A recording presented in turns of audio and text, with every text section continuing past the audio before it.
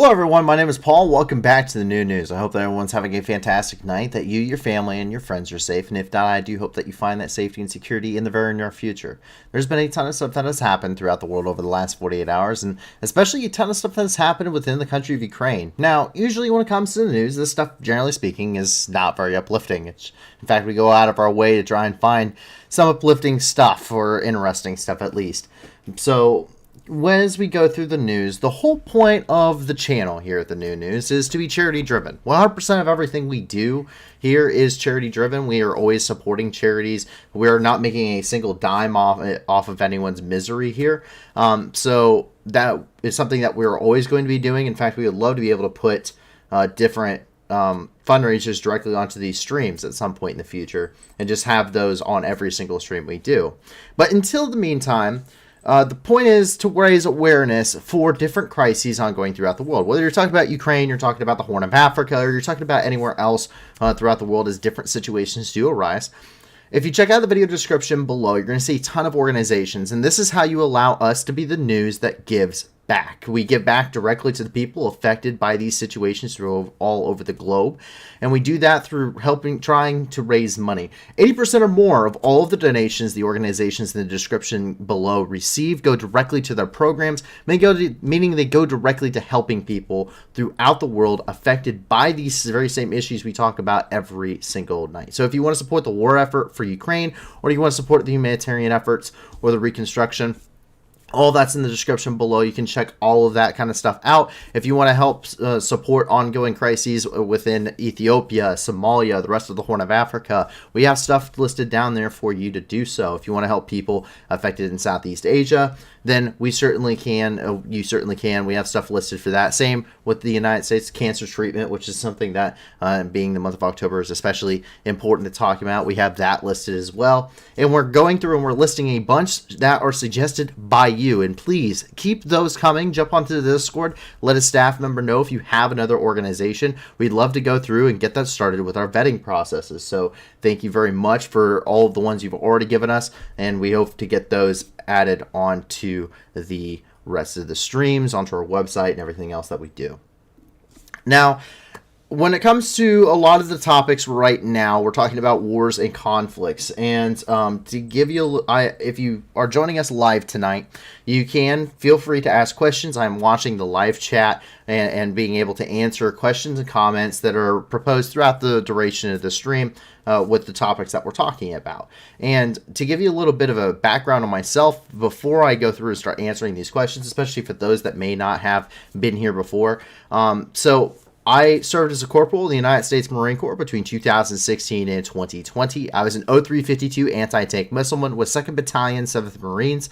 I went to the Middle East twice. My first deployment, I spent 4.5 months in Syria and a month and a half in Kuwait between October of 2017 and March of 2018. And my second deployment, as a corporal, I was the Javelin team leader for the Crisis Response Company out of Kuwait. And I also went to the Baghdad Embassy Complex as one of the 100 Marines that responded to the crises ongoing there on New Year's of 2020, where I oversaw anti-armor operations for all of the Baghdad Embassy. And I also went and trained Saudi Arabian Marines in Saudi Arabia, and that deployment lasted between October of 2019 through March of 2020. I'm a subject matter expert in anti-armor operations and armored doctrine, but I'm also a fully cross-trained machine gunner. I'm a fully cross-trained rifleman, a partially cross-trained radio operator, and I'm also a combat lifesaver or CLS qualified Marine, meaning I have received additional medical training, despite the fact that we don't actually have any medical personnel. So, I can answer a very wide spectrum of questions at a small unit tactical level. I try to be very well versed in other subjects as well, from a historical perspective, geopolitical perspective. However, I cannot promise you any kind of a subject matter expertise in those. I will try to answer them to the best of my ability, but if I simply do not know, I will just say as such and move on. And subject matter expert or not, I implore you as the viewer, no matter what topic we are talking about, to please go and do your own research. It's very imperative that while we are here to try to inform you, that we aren't, the fact of the matter is we're not experts in everything. No, nobody is. And if a subject interests you or you want to know more, I always implore that you as a viewer Go and do your own research, and don't just listen to a single source. Please do not believe everything that you hear from somebody on the internet. That's just internet rules 101. And with that, we get ready to move directly into the news here, and we actually move down here into the country of Ukraine, where our special report is coming out, where the majority of the news is coming out. And we actually go to the Kyiv area, where a significant amount of updates has come out. In fact, 8 in total throughout the Kyiv Oblast, 7 of which are located in Kyiv themselves.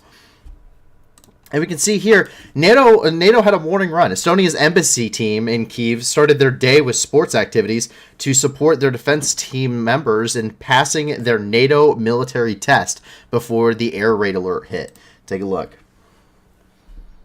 So you can see they're out there, they're out and about, they're going for their run. And so they're just going out and about and running with some Ukrainians and coming from the Ministry of Defense of Estonia, who has some embassy teams there, military-wise, and they're just going. And of course, the air raid alert ends up coming in and kind of ruins it all. But that is, you still have to maintain fitness, and it's when you're doing stuff like that, it's a good public image. It's good for Estonia, and it's good as a small sign of support for Ukraine. Now, Estonia has gone well above beyond a small amount of support for Ukraine, and we'll get into that and once we get to the international news. But still, it's kind of nice to see something semi-normal that doesn't necessarily have to deal with the war entirely here. But it's just a nice little show there. And what we also see is something a little bit more substantial coming from Germany. The M270 Mars 2 and PhD 2000s. The Mars 2, just think of it as the HIMARS, but on tracks. And then the PhD 2000s are a self-propelled artillery gun. It's 155 millimeter, similar to the American M109 Paladin. Germany has handed over 2 additional Mars 2 systems, as well as 4 of the PhD 2000s to Ukraine, according to the website of the German government. And that is the M270 Mars 2 right there. It's basically HIMARS, but on tracks. It's a little bit older, but they fire the exact same types of missiles and ordnance. You can use the exact same ones in the Mars 2. And similarly, the PhD 2000, which is what you see the rear of here, with kind of a rear broadside shot, that is a 155 millimeter self-propelled artillery gun that is native and domestically produced by Germany. Unfortunately, we do get an updated child casualty report, and we get this from the Prosecutor General's Office of Ukraine. And today, quote, since the beginning of Russia's full-scale war against Ukraine, 430 Ukrainian children have died, 822 children have been injured. Most victims among children are from the Donetsk region. Moreover, 238 Ukrainian children were reported missing, and 9,441 children were deported.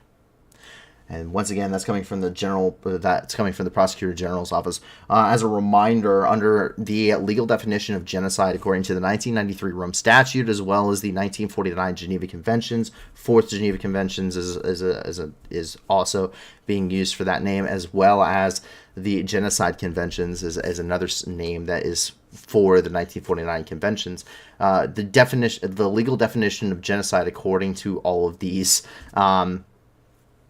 is one of the points on it is actually the forced deportation or removal of children from a group to another group, which is one of the main arguments inside the International Criminal Court of genocide against the Ukrainian people on the part of the Russians. So that is something that we see that we're kind of seeing here regarding this, and that's one of the reasons why it's so important to report children that have been deported, and that massive of a number of them, 9,441 children. It's a very clear sign that it's actually a genocidal tendency that is part of the definition of genocide within and of itself. According to when we have gone through that legal definition, we have marked every single box on the genocide list as to what constitutes a genocide when it comes to what Russian forces have conducted inside the country of Ukraine throughout the duration of the war. We see that body repatriation, or the basically getting bodies back of those that have fallen in combat. We have seen that has once again taken place. This is coming from the press service and the Ministry of Reintegration and Temporary Occupied Territories.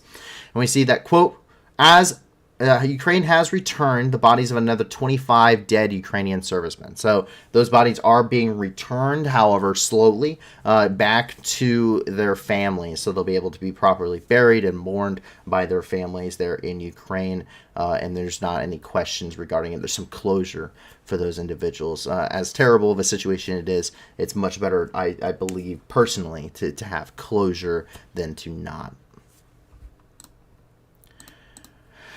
The war crime count does continue.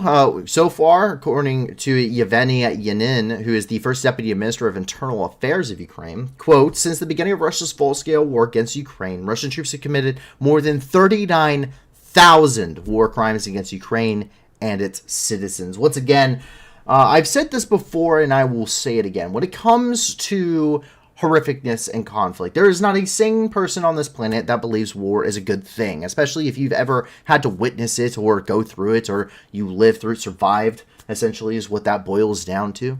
If you've ever bore witness to what war is like in conflict, there is no sane person on the earth that believes that it is a good thing.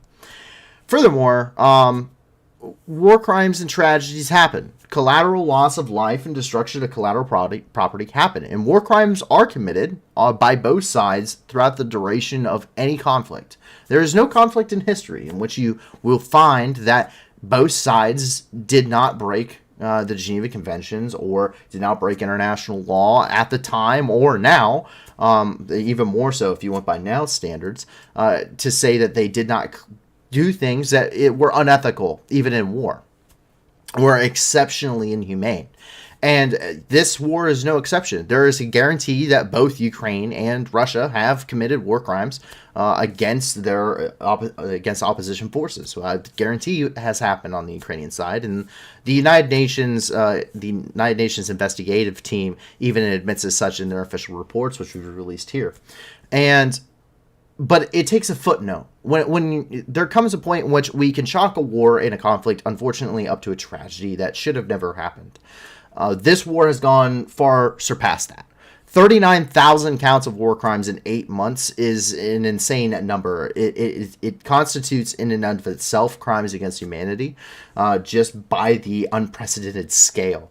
This kind of scale of war of committing war crimes in Europe specifically really hasn't been seen, I would say, since really in this short period of time, really since World War II, with the only thing really to shake a stick at to with that numbers would be the breakup of Yugoslavia, where we saw a large number of ethnic cleansing between Bosnian Muslims and Serbs and many of the ethnic groups in that breakup that made that a very terrible mess. But this is definitely 39,000 counts of war crimes and rising, very quickly rising. It is just in an insane number and far exceeds a tragedy really unprecedented since World War II. So it's that number is a huge factor in this. And with those war crimes, that civilian body count climbs. So, quote, as of October 26, more than 1,000 dead bodies of Ukrainian citizens and servicemen killed by Russian occupiers have been found in the liberated Ukrainian territories. And that's coming from the press service of the Ministry of Reintegration and of the Temporary Occupied Territories. Once again, very extensive number.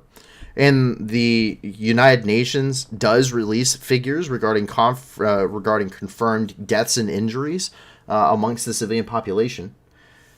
Their caveat that they put on every single release is that the numbers are the numbers are higher. The numbers are very much so higher.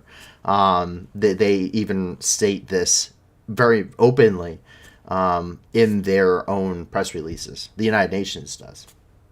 So while it does seem like a very concerning figure, it is very heavily hypothesized, especially when you look at Mariupol, which we'll get into as well. that the likelihood is that this is not the worst. The worst is very far. The worst is in the future. This is not even the most terrible things that we will see throughout the duration of this war coming from occupied territories. And that includes Irpin and Bucha, Hostomel, that includes the Kharkiv Oblast, that includes Sumy and Chernihiv, and the parts of the Donetsk Oblast that have been liberated, and Luhansk Oblast, that the worst has yet to be unveiled to the world. And that is what has been hypothesized by a very extensive amount of experts in the field. However, to end here in Kyiv on a little bit in the city of Kyiv on a good note, we see that another exchange of prisoners between Ukraine and Russia has taken place. 10 Ukrainian servicemen have returned home. Besides, Ukraine has returned the body of American volunteer Joshua Allen Jones, who fought for Ukraine. That's coming from Andriy Yermak, who is the head of the presidential office of Ukraine.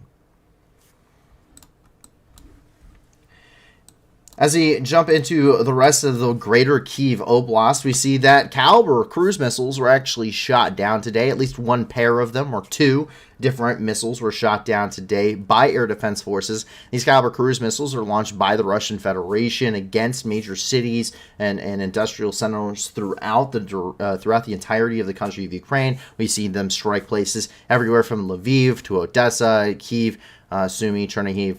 Name a major city inside the country of Ukraine, a Caliber has struck it at some point throughout this war. Since the destruction of the Antonov, or of the Kerch Bridge that connects Crimea with the Russian mainland, the Russians have begun using a significant number of Shahed 136 kamikaze drones built and provided by Iran.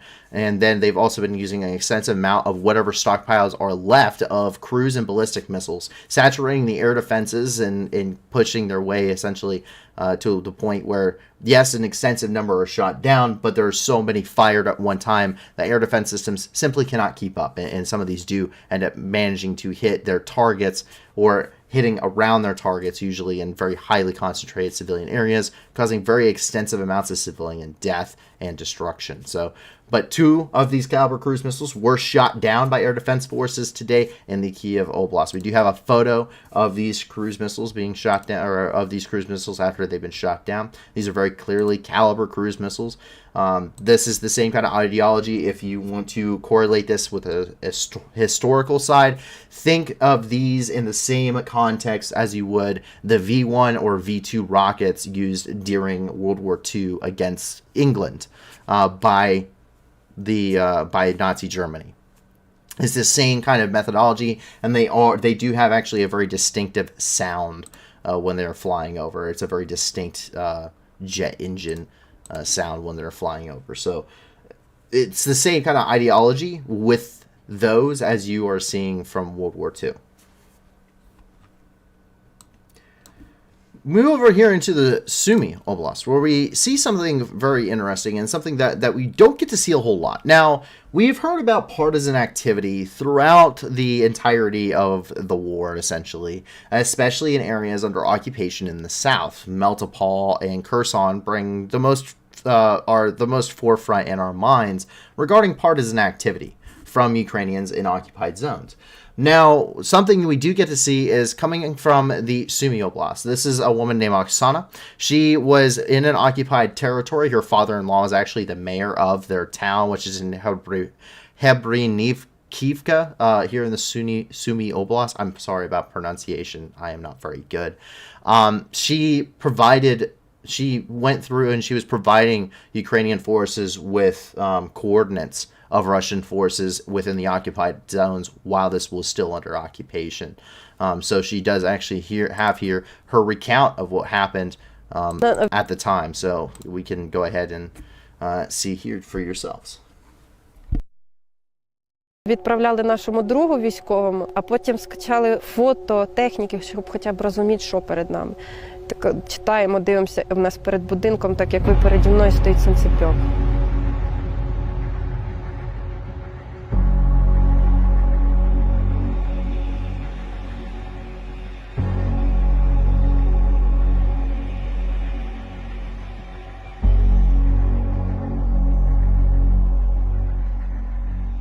Ми першу хвилину нарахували, хай 100, до 130 ми нарахували, потім ми збили з ліку, то що діти страшенно плакали, була істерика, ми самі були розгублені. Не знаю, чи це був шок, чи що. Ми почали спочатку знімати, надсилати фото бігом, що такі заїжджають, такі-то координати, давай по карті з сестрою. Мама кричить, не робіть цього, вони зараз вичислять нас. Кажу, підожди, ще не вичислять, підожди.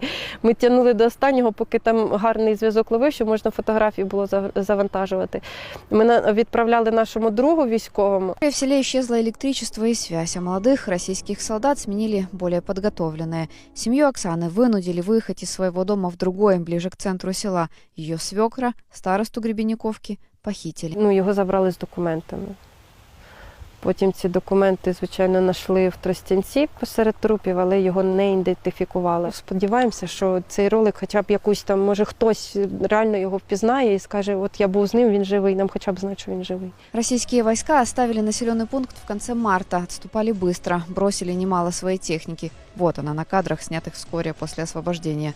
Но забрали много чужого, разграбили дома. Все позабирали, страшне. Навіть єдине, що не забрали, прапор України маленький в нас був. Дочери Оксаны, старшей 7 лет, младшей 3 года, после пережитого долго боялись людей в военной форме. Побороть страх помогли сладости. На Пасху девочки вместе с мамой испекли для украинских бойцов праздничное угощение. So there you guys go, a little bit of a recount. Now it's not I wouldn't say it's not an active part of partisan resistance, but providing that kind of information is mostly what partisans are doing, and it's allowing a very good detailed allowing for a good amount of detailed intelligence to get to Ukrainian forces, so that way they can plan accordingly to whatever threats assessments they need to commit. That's not necessarily information we're gonna be able to get here on the channel, just because of the nature of operational security, nor is it something that we would release to begin with because of that. But it certainly gives you kind of the insight. It's not these super secret. No, it's the average Ukrainian who is not interested in being under Russian occupation and is willing to go that extra step and do something about it, even though they are under occupation, and it is extremely risky. If found out, she would have very quickly been immediately detained and likely would have been executed for doing stuff like this. This is rebel or in Russia's eyes, terrorist activity within occupied regions. So this is something that was extremely dangerous, but obviously it ended up working in her favor. Unfortunately, her father-in-law may either have been killed by the Russians, but it was not identified, or they simply do not know where he is at. But that allows us to start moving into the main parts of the battlefield here as we move closer into the Donbass and where the front lines and where the major fighting is really ongoing. And there's quite a significant amount of information coming out of the Luhansk and Donetsk Oblasts, especially over the last 48 hours. Before that, however, we can see an Izium doctor here in the Kharkiv Oblast who recounts her professional life under occupation. This is Yuri Kuznetsov, who is the only doctor who remained in Izium. He, 2 nurses and a paramedic took care of patients the entire of Izium for 6 months under Russian occupation. Without supplies and without connection to Ukrainian-controlled territories, they performed countless operations on the wounded.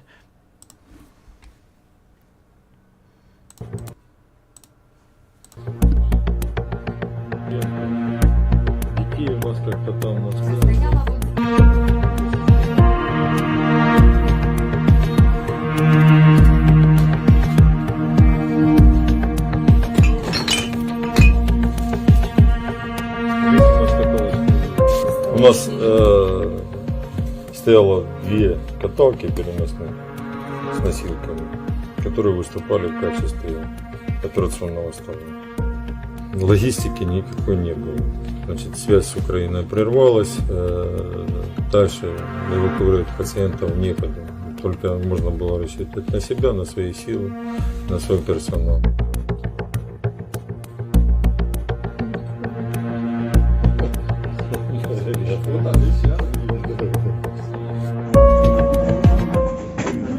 Так, наши медики работают. Первая ургентная операция. Пулевое ранение в живот у нас.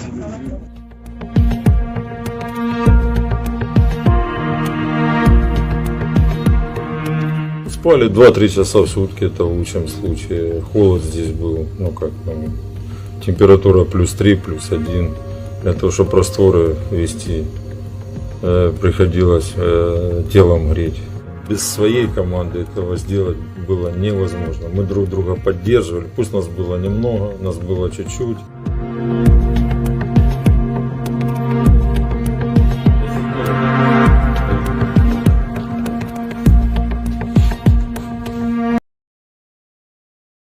And so that's coming from a DW report regarding the doctor and medical staff there who were under occupation there in Izium.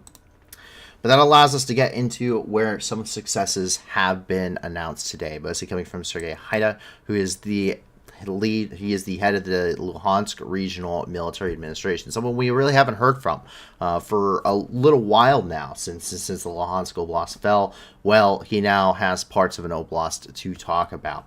Not just up here in the north where Myzarivka were liberated, but also here where Karmazanivka were also liberated. This was announced by Sergei Haida, who is the head of the Luhansk Regional Military Administration, on his official Twitter, which we have found.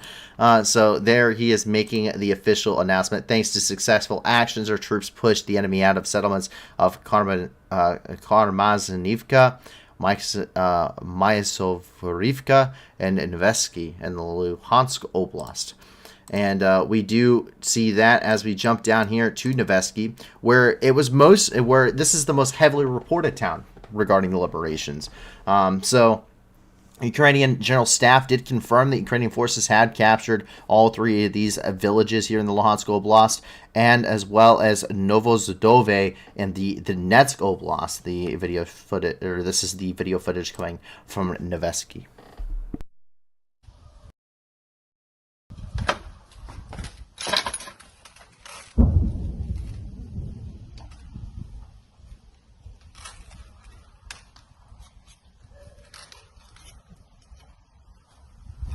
Слава Україні!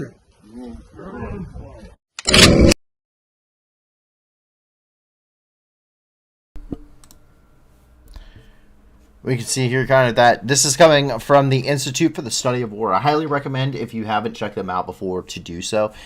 They are a little bit more conservative in their estimates regarding the battlefield situation when it's headed by senior military leaders or former senior military leaders from the United States and all over the globe that really spearhead this project. It's very, very well done and very well documented. And it's something that we actually cross-reference with as a result. But you can see this is the tactical map regarding the situation here within this general vicinity where you're seeing. And we'll get to some of these very big hot spots as we continue talking here and going through this. But you can see a significant amount of activity around these areas within the Luhansk Oblast, as well as Novosovdove. And you're also talking about there's a significant amount of footage ongoing, and especially in the Donetsk Oblast, especially the Bakhmut area, which we were getting ready to move into as well. So just so you guys kind of can understand, maybe a little bit better understanding on a more strategic level, on someone who's from a source that's a little bit better at talking about the strategic level, the big picture stuff,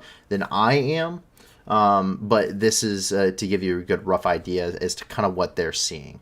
And once again, I highly recommend. I highly recommend that you guys check them out. Delta Aviation 23 asked, "Why did the ISW say in the beginning Ukraine will fall?" Well, because it was based off of the understanding at the time. You have to understand that prior to the invasion, Russia was seen as the second most powerful army in the world, with a significant amount of equipment and troops, and it was based off of the assessments that had been done prior to that. Regarding Ukrainian readiness and equipment and troops and manpower and training, and versus the Russians, which had perceived very successfully as formidable. And the reality was, perception is reality in a lot of ways when you're looking at it from a military perspective.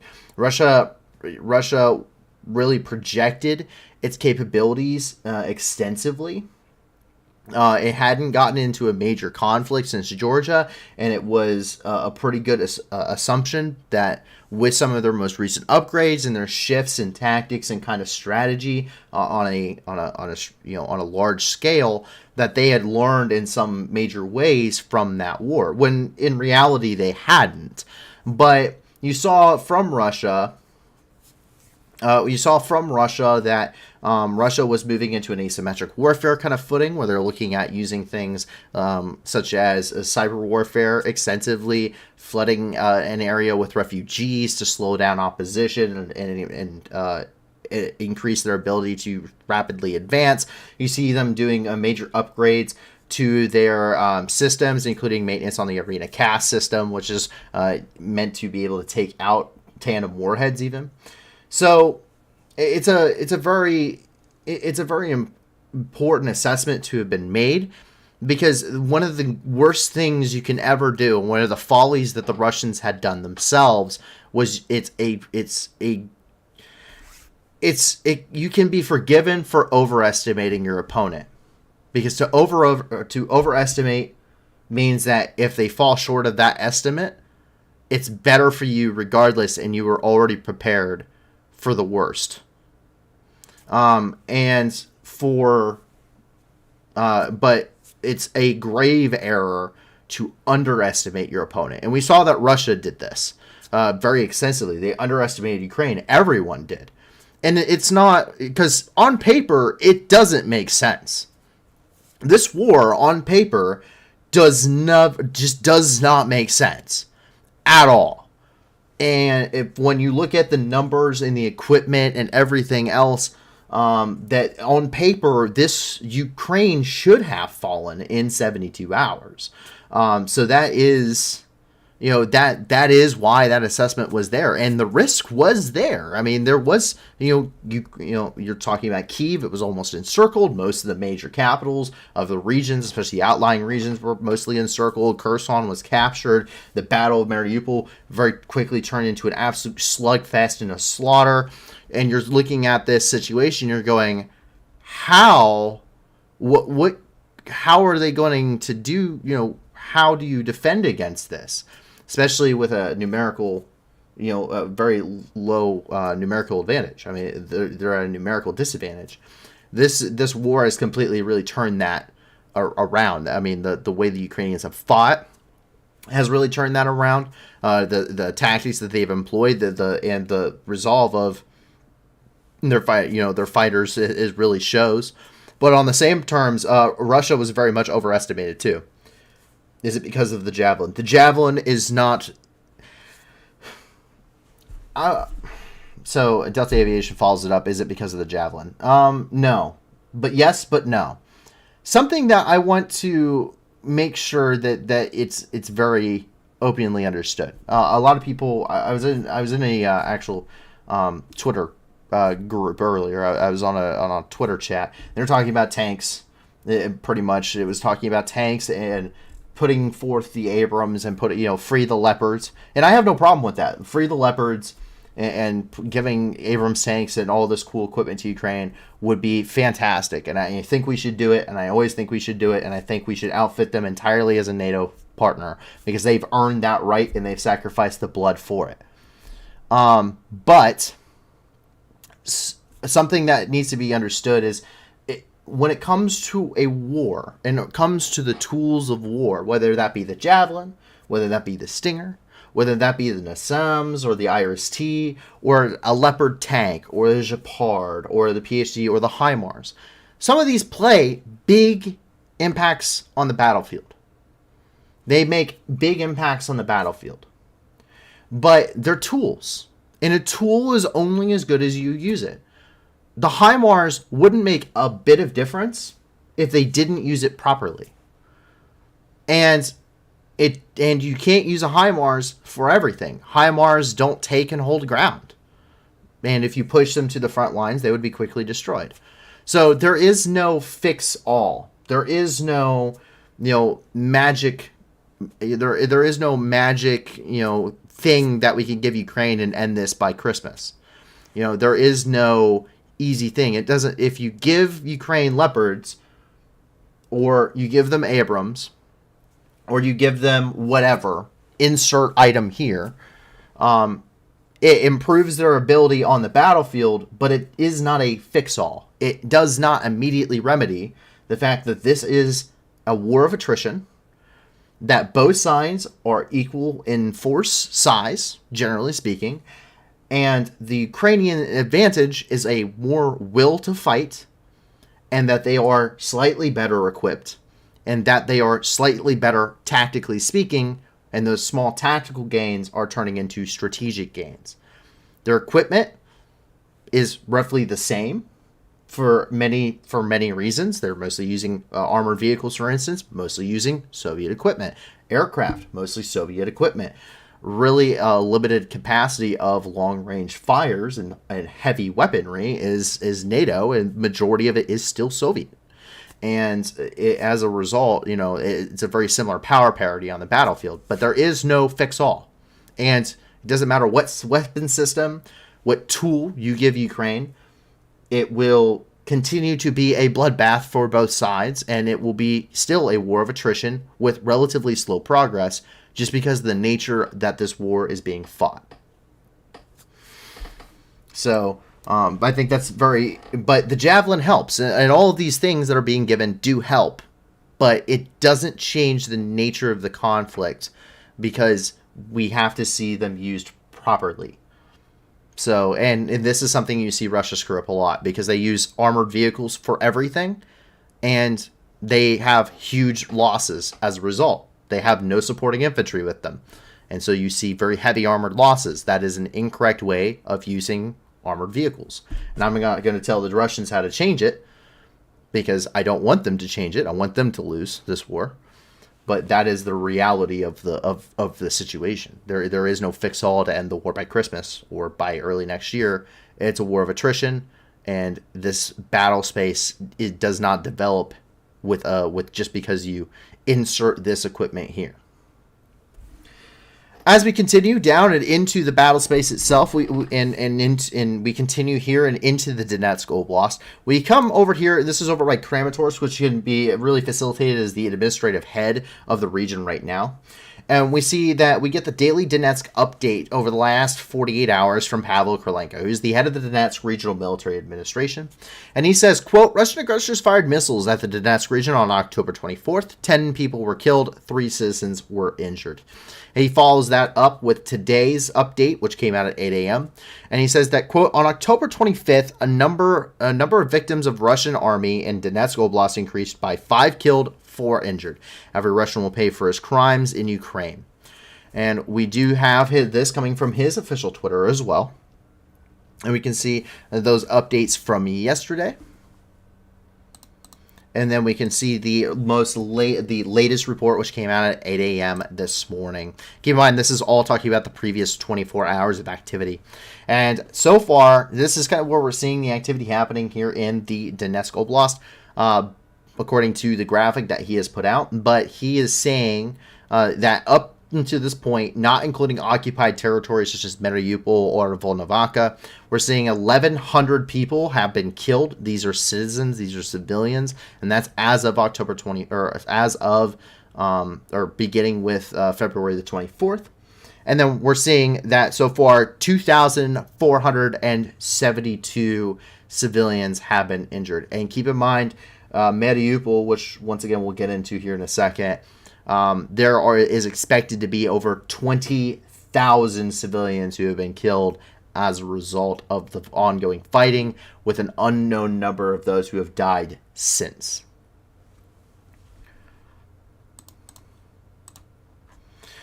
Down here, this is in the village of Druzhkivka, where we see rocket attacks hitting. Rocket attacks and the shelling of these cities really continues very extensively throughout the duration of this conflict. The Donetsk Oblast sees some of the most brutal battles of attrition between Ukrainian and Russian forces as there possibly could be. These areas have been fought over for the last 8 years, and as a result, both sides are very well entrenched into very thick defensive lines. That both sides have a defense in depth that was already there from 8 continuous years of fighting, making movement and trying to outmaneuver your opponent very, very difficult. And as a result, we see very heavy shelling and heavy usage of shelling on especially concentrated groups of civilians and civilian infrastructure, aka cities and villages, and critical infrastructure for Ukrainian civilians that primarily doesn't even necessarily serve the military in any major capacity, which in and of itself, targeting infrastructure which is primarily used by civilians is a war crime according to the Geneva Conventions. But we can see the shelling here, it mostly struck residential areas, which again coming from Pavlo Krylenko. You see it blasting out houses and blasting out holes in the wall, blasting out the doors. We can see it's punching right through people's, roofs, and it's busting out, it's just blasting stuff all over the inside of their house. Really, you're injuring a ton of civilians as a result. You can see a little bit more of that destruction in this video here. Take a look.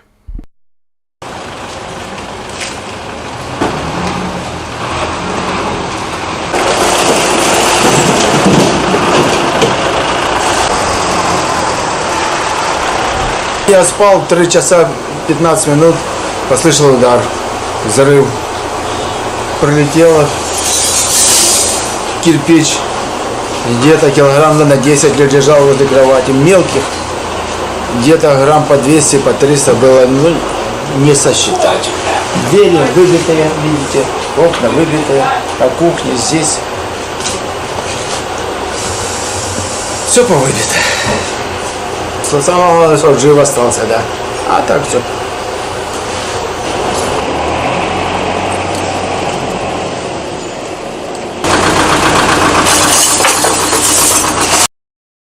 So we can see that they're cleaning up there.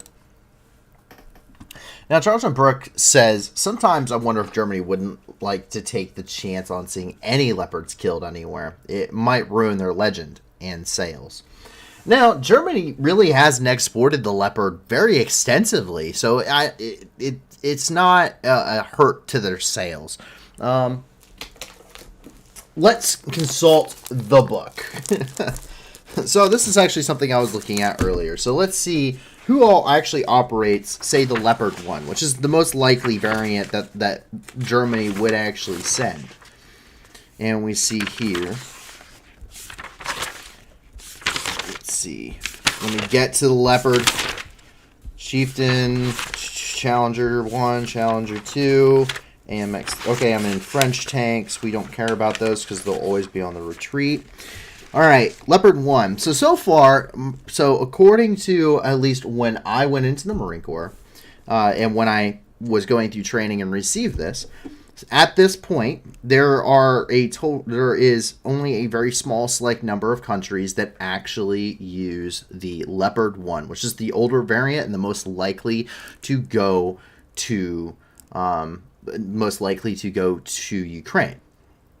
And those countries are Australia, Belgium, Canada, Denmark, Germany, Greece, Italy, the Netherlands, Norway, and Turkey. Those are the countries that operate or maintain Leopard 1s within their military inventory. And that is coming from the official anti-armor, anti-tank missile men training manual for the Marine Corps.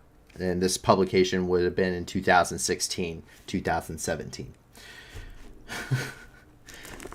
So, yes, Demise FPS says we don't care about French tanks, they retreat. Yes, the best way to identify a French tank is from the rear. And so, the Leopard 1 is an obsolete system.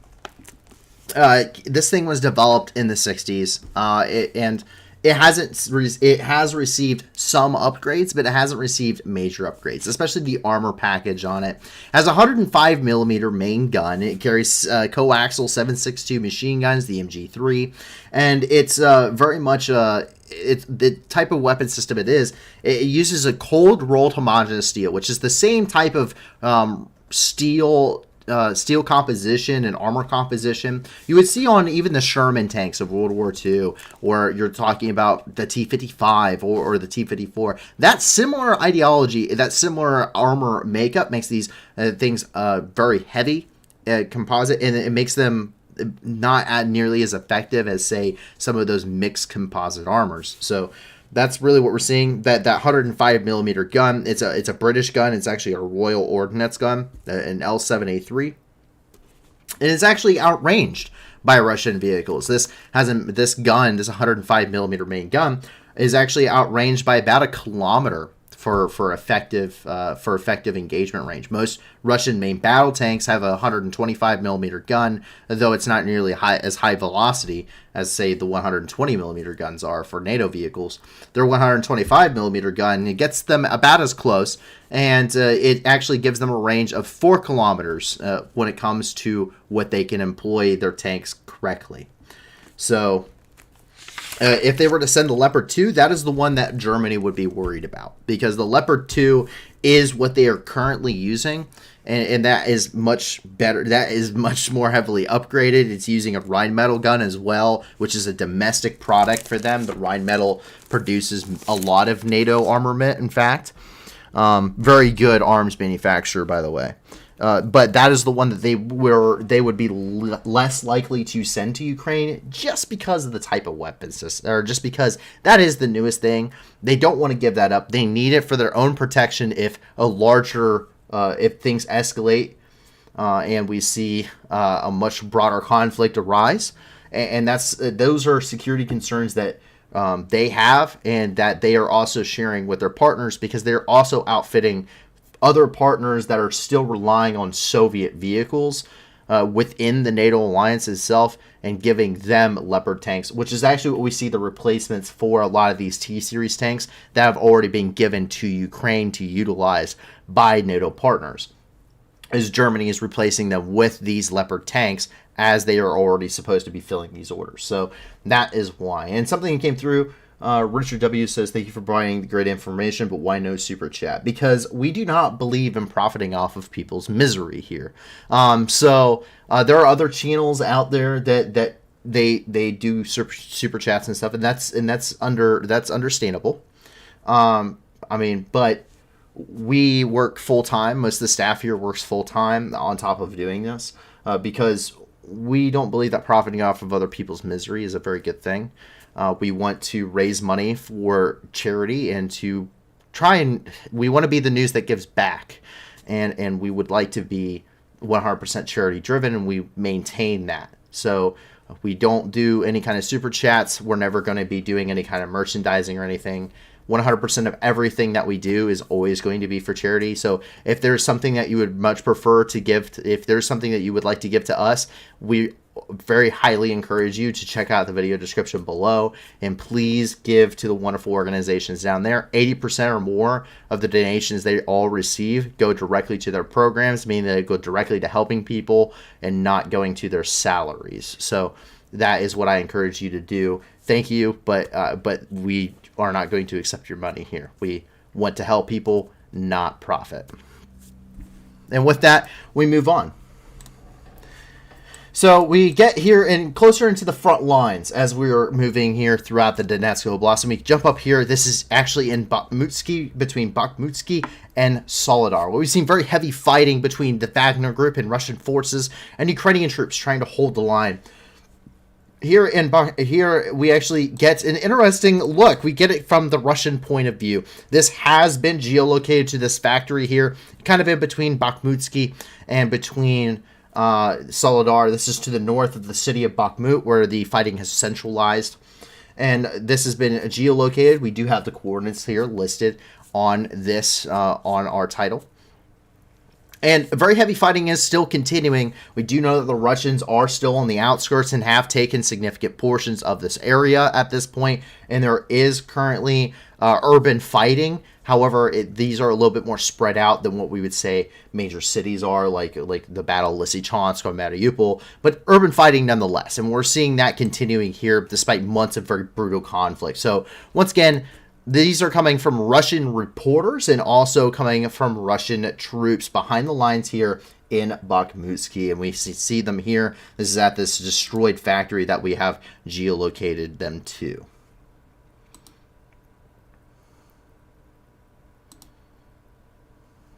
So we do see the Russians. It's not major gains made by either side, but it is minor gains. While our battle lines here may be static, it's better to describe this situation as water, because it's very often described as being fluid situation, ever changing, never being the same, constantly moving like the ocean. Or it's better to, I like to prefer to describe it, I'm an amateur guitarist myself, and so think of it like a guitar string after it has been strummed. The way it vibrates back and forth. That is how you should imagine front lines. It is constantly vibrating with very small groups doing attacks and counterattacks all throughout the front line, mostly at platoon squad size levels. 12 guys are going and they clear a small trench line that moves this battle map, and that is happening day after day, night after night, every hour, every minute, every second, because a battlefield the time is measured in seconds. It's not measured in hours or days or weeks or months. It's measured in seconds. That's why every second counts in Ukraine, because it doesn't take more than a second for someone to pull the trigger and change something in their region. And so that's kind of what we're seeing here. We're seeing minor gains by the Russians in some areas. We're seeing minor gains by Ukrainians in others. For instance, down here in Bakhmut, the Russians were on the outskirts of Bakhmut. They have been pushed back, but they are pushing in other places, such as here in Bakhmutsky and Soledar, where we're seeing them gain some ground. So it's not by a huge margin, but it is ever changing on the battle space. So just keep that in mind. It just is to give you an idea. This isn't necessarily a super accurate representation. It's just to give you the general idea of what's happening here within the battle space. And as we move into Bakhmut, we do see that fighting continuing as well. The Wagner group has really come up against very stiff resistance, has been pushed back. We've seen very heavy casualties. A lot of this stuff we can't show you because it's just too gory. But the Russians, the Wagner group especially, have taken very, very heavy losses. I'm talking about very significant entire squads and platoons being wiped out all at once during some assaults, which were either repelled or that the Ukrainians went and actually took the fight to them and just essentially annihilated their force composition there. And that's what we're seeing here on the ground around Bakhmut. We're seeing the employment of TOS-1A systems. Those are the thermal barrack munition launchers. We're once again seeing them being employed close to the front lines once again in this area. And we're seeing them using these to hit Ukrainian defensive positions that have been created on the outskirts of the city of Bakhmut since they made those gains, not but about 72 to 48 hours ago. So go ahead and take a look. So we can see here, this is one of those TOS-1A systems that are out, or flamethrower tank, as some people do call it, the vacuum bomb tank or whatever.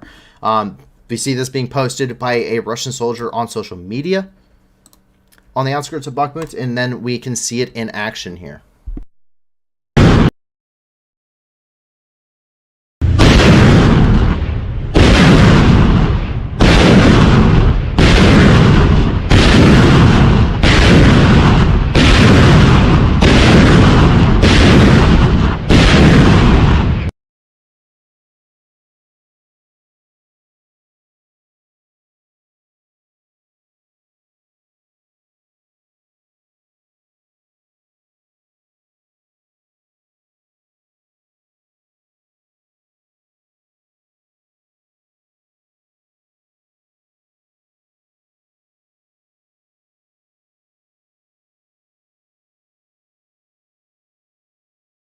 And what they're doing here is area saturation. So similar to the purpose of the BM-21 Grad system, which is the most common rocket launcher you're finding in Ukraine.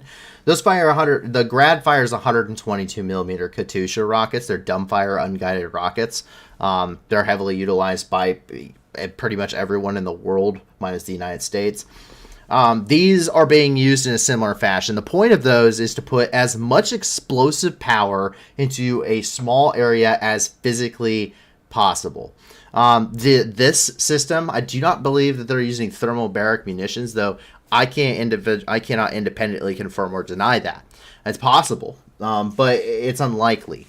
Simply because of munition shortages, especially of those types. We saw them used rather heavily in other areas along this front, mostly down towards the city of Donetsk. But what we see here is these are still much larger warheads. And what they're doing is they're trying to put as much explosive power into a relatively small area as physically possible. It's not necessarily accurate. In fact, you can see these explosives are hitting areas behind the field, behind whatever defensive line is here in this tree line, which means that these are wasted munitions. So these aren't necessarily accurate. They're not necessarily, they are capable of having a lot of destructive power if employed properly, but we're seeing them used similar to how they're using the Grad system, with just a bigger explosive warhead on the front, but that usually means they can fire a much more limited quantity of them. So that's kind of what we're seeing here. You'll see this being employed with the Grad systems. You'll even see it being employed with standard tube artillery systems and mortars as well. But that is what we're seeing here is more saturation bombardment is what we consider this.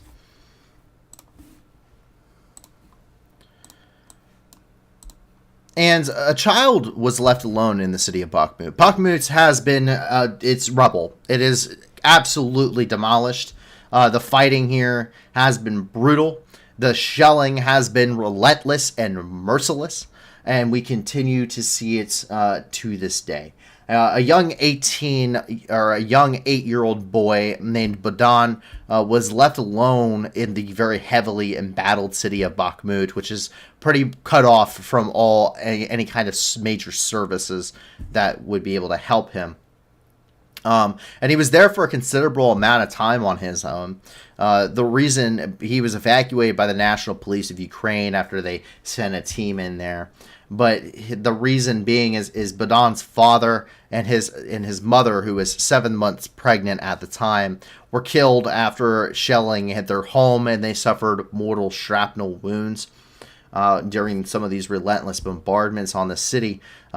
And once again, it's been reduced to rubble. It's very indiscriminate attacks. The police officers provided Rem, a police dachshund, and they provided that for emotional support until his aunt could come and take care of him and take custody of him. So we do see that here. This is Bodan and the police dachshund. You see him with police officers when he was getting evacuated. This is all coming from the Ukrainian Verkhovna Rada, which is the Ukrainian parliament. And you see him getting evacuated here, one of those armored vans that we see evacuating people from the front lines ever so often. And there he is again with Rem.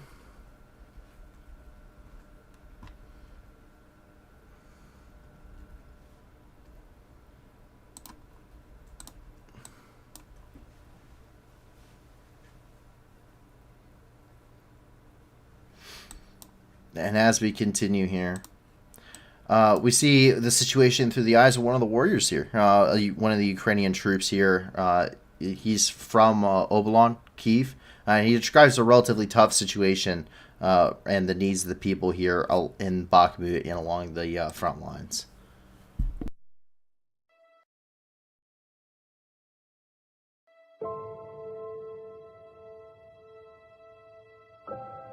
Добрый день. Олег, сам из города Киева, и все время представляюсь доброго дня, мы из Оболони. Сейчас находимся в Бахмуте, обстановка тут тяжелая, у людей нет света, воды, связь очень плохая. Сегодня, кстати, не очень хороший день. Наши ребята на позициях, мы потеряли одного побратима. 2 раненых, одного потеряли. В 2 часа ночи был бой.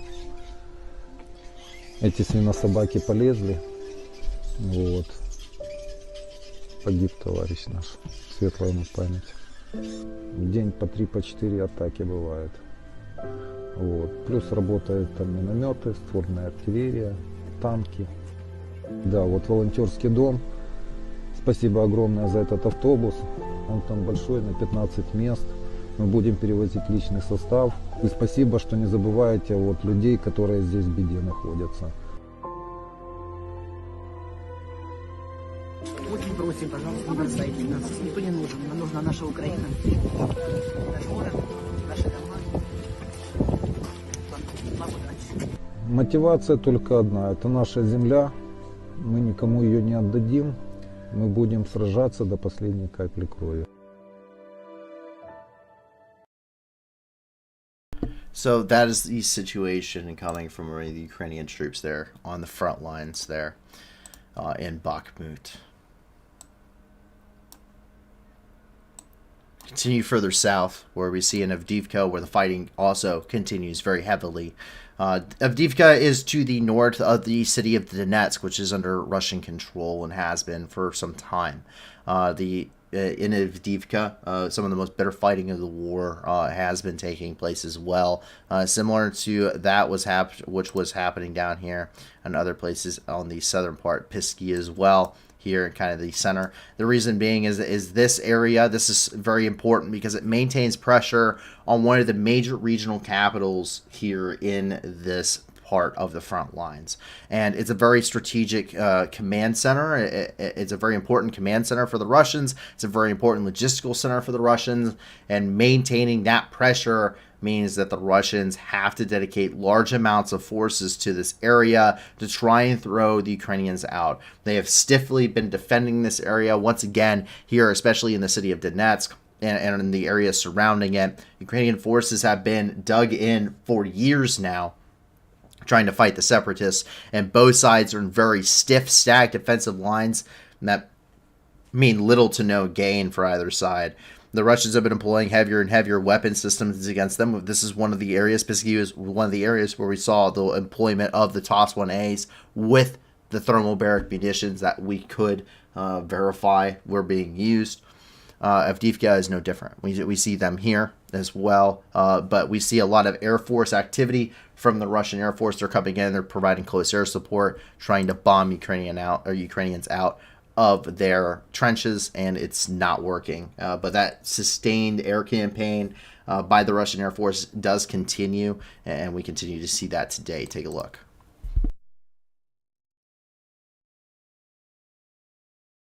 You see a couple of Russian attack aircraft coming in here for another attack run. And they're popping flares. They pop up. They are firing their flares. Those are a couple of Su-25Ms. And you can see those rockets. This is a tactic they do train to do. It minimizes their exposure to air defense systems, and it is relatively accurate for a saturation bombardment. It's no more accurate than a Grad is really what you could get at, and the employment of a Grad might be a little bit more reasonable here. But they immediately pop up. They pop flares to prevent a lock-on. They fire their rockets, and they are pointing their nose upward to give them a little bit longer range, some standoff against whatever air defense system may be trying to hit them.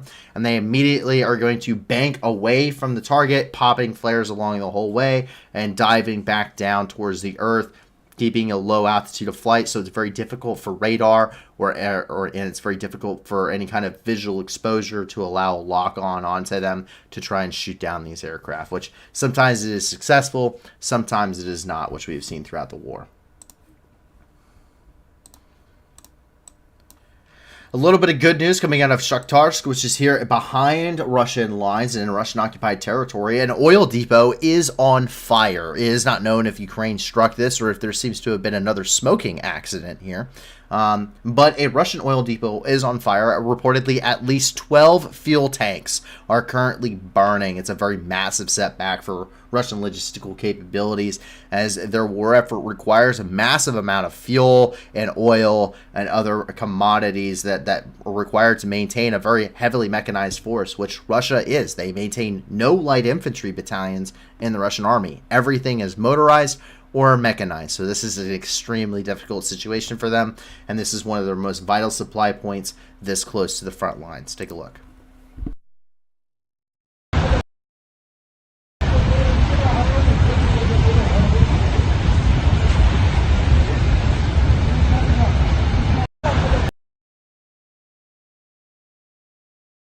So that is the situation there in Shakhtarsk.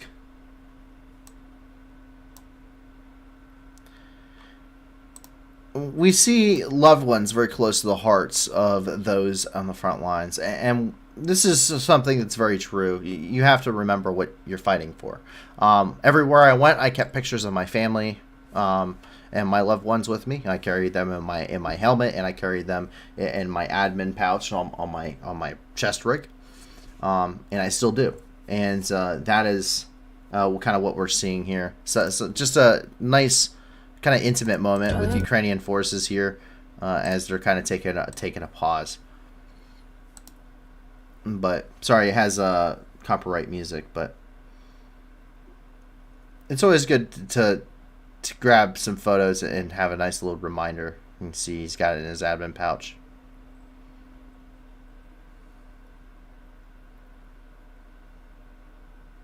Some nice little photos.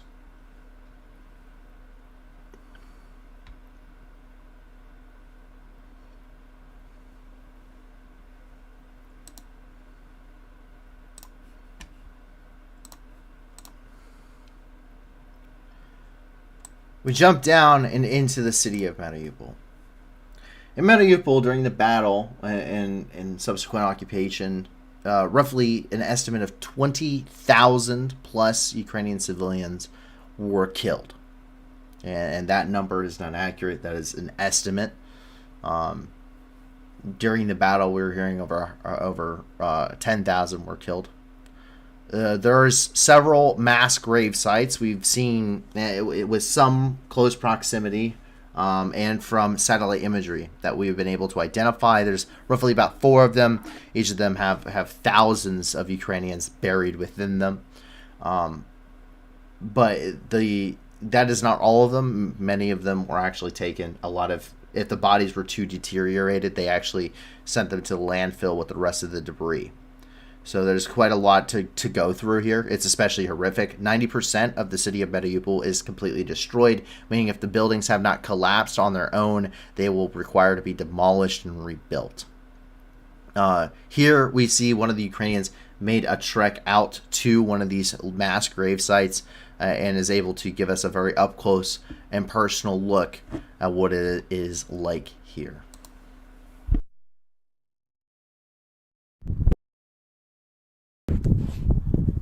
Вот, здравствуйте. Смотрите, как в Мариуполе на кладбище людей хоронят. Вот.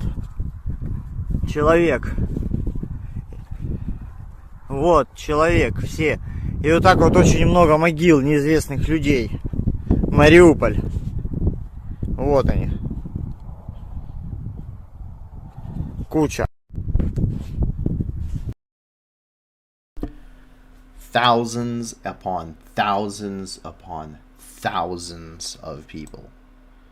Keep in mind, take a look at these numbers when he's going through. Number 2,818, 2851, 2768, 2933.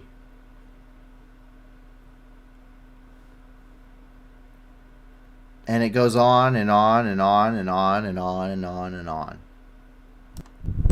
These are mass graves. This is one site of mass graves. There are multiple of them.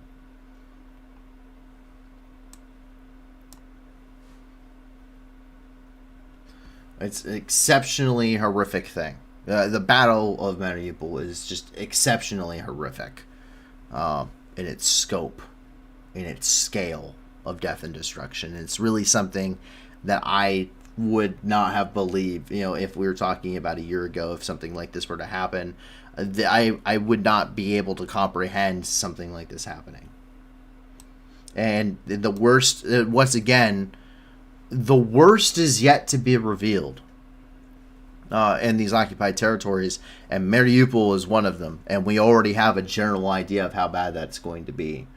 To just imagine how much worse it actually will be is insane. It's incomprehensible to the human mind. Atrocities that grave in a single incident and magnitude are only compared to with that of concentration camps and just annihilation of entire populations of people.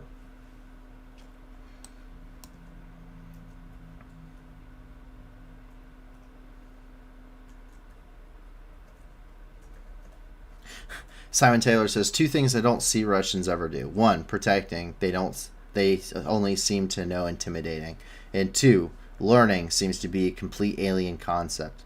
Yes, that is true. We see some changes in their tactics, though. So it is a war. Things are evolving in wars. They evolve usually relatively slowly, tactically or on a tactical level. But good to see you joining us there, Simon. And I hope that you're finding all of this very knowledgeable. But yes, I can agree. The Russians doctrinally just are not very competent as a military force, and that's based off of their command structure in a lot of ways. Of course, you're talking about a ton of corruption inside of Russia that has really done. The corruption in Russia single-handedly defeated Russia for any military force that was to go up against it ever. In a one-on-one fight, as long as the SDF had man pads in a one-on-one fight against the Russians, pretty sure the SDF could have won, no assistance required. That bad. Like single-handedly. I believe the Houthi rebels probably could have won against the Russians. It's bad. The corruption really did a number on the Russians. And the perception for intimidation throughout the world, the perception of the Russian military, was very well upkept, and I'm very impressed at their capability to do that.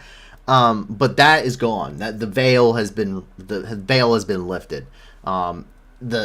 The Russian army is a joke. Not to say it's not still dangerous, because it doesn't take a lot of intelligence or know-how to pull a trigger. So it's still a danger inherently, but the Russian military is a complete joke. But we do see them trying to adjust their tactics, but doctrinally, the Russians have a top-down command structure. And what this means is that these Russian forces, whereas for NATO countries, especially the United States, and I can speak much better on the United States behalf, for us, something that's important for us doctrinally is taking the initiative. If you see the opportunity to inflict grave danger on your opponent and to do something that is advantageous in the United States, we can. If I see that if I am out there and I'm leading my team as a corporal and I am told to go do this thing, but I see a better position that can do so much more and give me so much more opportunity, I can go there and I can set up myself into that position, and then I can make that decision as a corporal.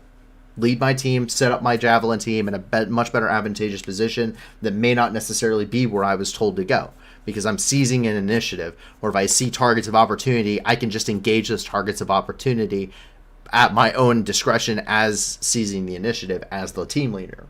But at a very small unit level, and that makes those small tactical things, small tactical victories are what create large strategic victories. Everything boils down to the small things on the battlefield. Who's pulling the trigger, when they're pulling the trigger, what they're pulling the triggers on, what they're taking, what they're doing, how they're maneuvering. These very small attributes, these very fine details, if you don't take care of the small things, the big things will never take care of themselves. The Russians don't operate like that. The Russians are a very heavy top-down command structure. You're seeing an exorbitant amount of Russian officers being killed. That's because their officers are heavy to begin with, but their officers have to be closer to the front line in order to ensure that their orders are actually carried out. They don't trust their forces at a low level. They have a very weak non-commissioned officer or NCO corps, which means that there's very minimal oversight except from an officer perspective.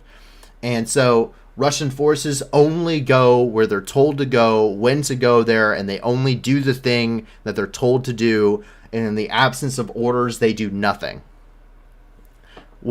That's not how you win a war. And that's really what we see the Russians doing. And that's doctrine. That's purposeful. The Russians do that on purpose, which blows my mind because I've never understood how that can physically work. And it simply doesn't, is what we see on the battlefield. But that's not something you can fix over the course of war. And that's something that we see being a major issue. And that was actually an issue during Vietnam for the United States. That was an issue for Vietnam, and then we went through and we fixed it, and then you see a completely different type of army during the Gulf War in 91 than you saw leaving Vietnam at the end of the war. It's a completely different mentality and strategy because we completely retrained our officer corps for that purpose. So, to give you kind of an idea as to why that mentality is there. We can see that helicopter pilots are continuing to show off their skills. These are Ukrainian helicopter pilots flying the Mi-8 AMTSH, which is an attack variant of the Mi-8 helicopter, which is a transport helicopter, Soviet era.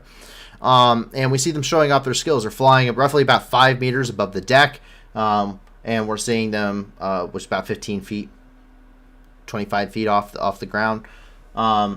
They're flying 5 meters above the ground, and this is called nap of the earth. You're in amongst the trees and objects because it makes it very difficult for air defense systems to shoot you down. But we see this being done quite often by the Ukrainians. It's very impressive. It's very difficult to do this, especially at high speeds. So it's very impressive, and they continue to always impress me with their skills as pilots. Take a look. I got some.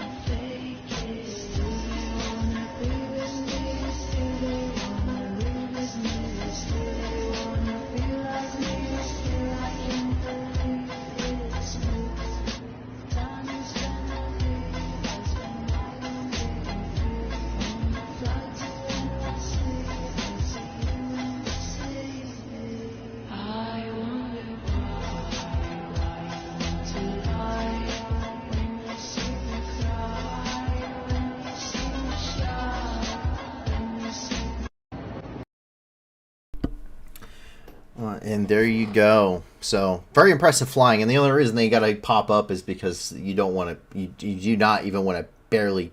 You don't even want to get within, a few feet of a power line. It's really bad. Yeah, please no copyright strike. It's a very good song, by the way, too. It's a very interesting remix. Delta Aviation 23 asked, how many Ka-52 would you say Russia has left? That's something I can't answer. I don't know. I don't really know how many Ka-52s Russia had before the war started. There are reports of Ka-52s and how many they had, but how many did they actually have is the question. That's not usually something that the Russians or any military is going to give you an accurate number. They normally say we have about 10,000 or we have about 1,000 or we have about 500 of such thing. But they're never going to give you an exact number.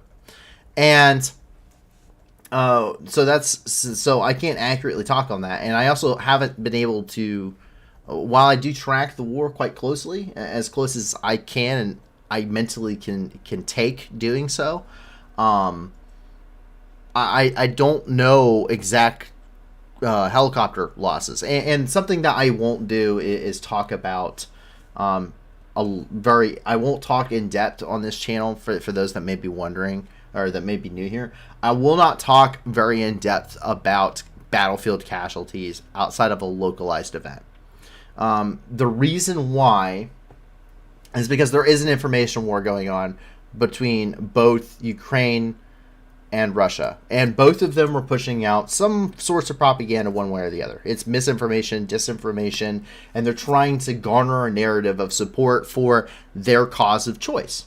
And that's coming from both sides. That's just the reality of the world that we're in, and what is happening online, and what is. And I support Ukraine 100%. Very obviously have a very clear bias for Ukraine on this channel, despite if we're gonna have a bias as a news channel, then we might as well say it very blatantly, so nobody's fooled here. But we have very much have a bias for Ukraine. We very much are behind and support Ukraine. But the war in, but when it comes to casualties, that is something that, whether purposeful or whether it is not purposeful, usually do not get accurately reported. According to the 2003 invasion of Iraq, the United States Army and coalition forces, according to the battle damage assessments given by field commanders on the ground during the conflict, reported killing the Iraqi army 7 times over in its entirety. How do you kill an army? So they killed the entire Iraqi army, revived it 6 times, and killed them again. That is the battle damage assessment from the field commanders. That's not purposeful whatsoever. But that is the reality. German tank aces usually highly exaggerated their numbers, and the Nazis, actually, the Nazi government actually usually decreased their casualty numbers in their assessments. They decreased it by 50% or more to get a better accurate reading as to how many troops and equipment the Soviets had left, because their tank aces were highly exaggerating these numbers. And this goes throughout history. It's not accurate. And whether that's purposeful, like Russia, not purposefully not releasing, or a very limited release, or not even repatriating their dead so they don't have to count them, or whether that's not purposeful because it's what the commanders are reporting, so like we've seen in other instances. Either way, it's wrong. The truth is somewhere in the middle, roughly. But it's wrong, and I don't want to report information that is not accurate to a good degree. I want to be as faithful and truthful with the information as possible. So sorry if that's a little bit extensive of an answer for not giving one, but I think it's important to understand these kinds of things, so that way not only when I am talking about it, but when you are out and looking on social media and seeing things in the Kiev Independent, or you're seeing things from Russia, that you can be cognizant of the fact of what's happening. I'm here to be informative and to kind of help you make good and well-informed decisions on things that you're seeing and hearing and doing. So that's at least how I view things. Is I just don't report on that, because there's no way I can ever be accurate or to a reasonable degree on this channel regarding it. So sorry if that doesn't or does answer your question. So I apologize. As we continue, so a rifle reportedly saved a Ukrainian warrior's life twice. So according to this, a Code 92 division reported that his rifle ended up actually serving as his bulletproof vest. His rifle did save his life at least twice. The first time he was in combat, a bullet hit the handle of the weapon and it saved his life there. And then the second time it hit the rifle itself.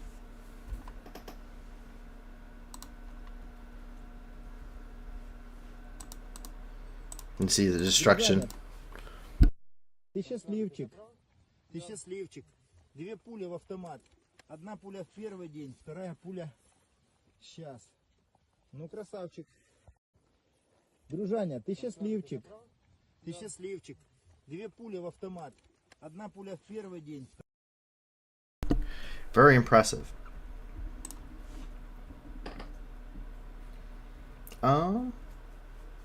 Someone says maybe Iraq weapons of mass destruction was the hidden armies they had. I do not support the invasion of Iraq in 2003 for the reasons stated. I believe overall it was a good thing to overthrow Saddam Hussein, but I don't support the invasion of Iraq for listing it as weapons of mass destruction.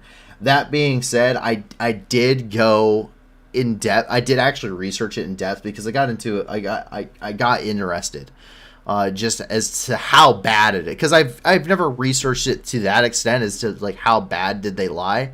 I just knew that they did lie. And it's actually a little bit less than what I thought. So a report came out. This is in 2011. This is under a Freedom of Information Act suit that the New York Times had, and they released the PDFs for it. But up to 6 American troops were actually injured were injured due to disposal of chemical weapons inside of the country of Iraq. And they actually have photos and everything else to go along with it.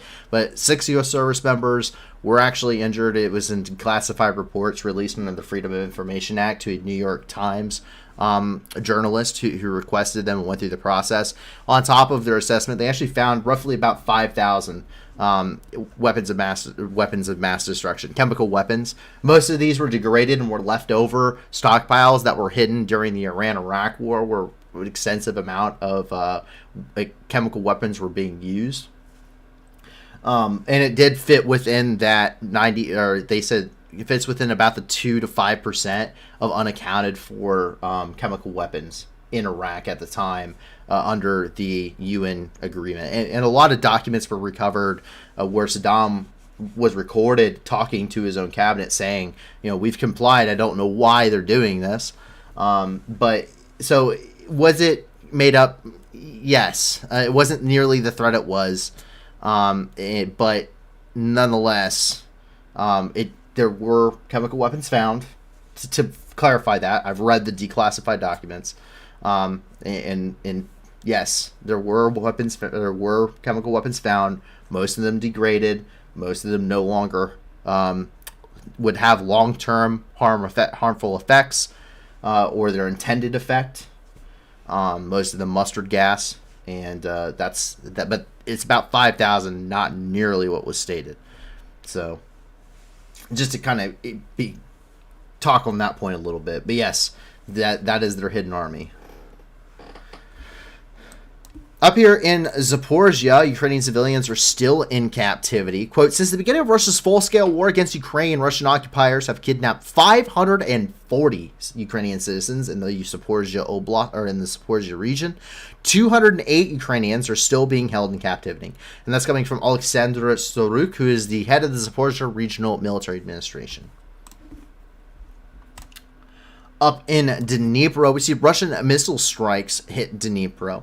Russian missiles continue to strike Ukrainian cities through these aerial bombardments, as well as the Shahed 136 drones. They have become pretty much a daily occurrence at this point. Missiles struck the city of Dnipro, killing 2, including 1 pregnant woman. Quote, rocket attacks on Dnipro in the Dnipropetrovsk region on October 26th. 2 people were killed, 4 citizens were injured and hospitalized. Local residential buildings and a power line were damaged. And it's coming from Valentin Reznichenko, the head of the Dnipropetrovsk Regional Military Administration. We see this coming from the Ministry of Foreign Affairs of Ukraine. President Zelensky, we fight terrorists every day. Those who kill civilians, bomb cities, destroy the lives of Ukrainians. As a result of the missile attack, 2 people were killed in Dnipro, including a pregnant woman. Victims were hospitalized. We will never forgive. Retaliation will be fair. We can see that actually ended up striking a gas station, and this woman was filling her car. This woman was filling her car with gas when this missile actually struck this gas station, and she unfortunately perished in this attack. I see some of the remnants in the cleanup here. Coming from the Ukrainian parliament, or the Verkhovna Rada, we have a video coming out of what the immediate aftermath looked like.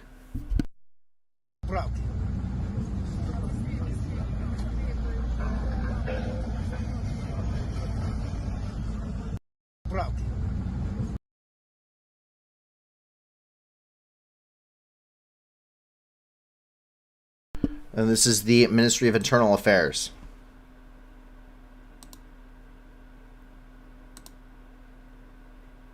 See that impact crater there? And the inside of that shop. But that is the horrific event that occurred there in Dnipro. Right here, as we get over between Dnipro and the Kherson Oblast, you see a Shahid drone was shot down, or several of them, in fact. Quote, on October 25th, Ukrainian Air Defense Forces shot down 3 Iranian Shahid-136 kamikaze drones in the Kherson Dniprovetsk region, end quote. And that's coming from the press service of the Air Force Command of the Ukrainian Armed Forces.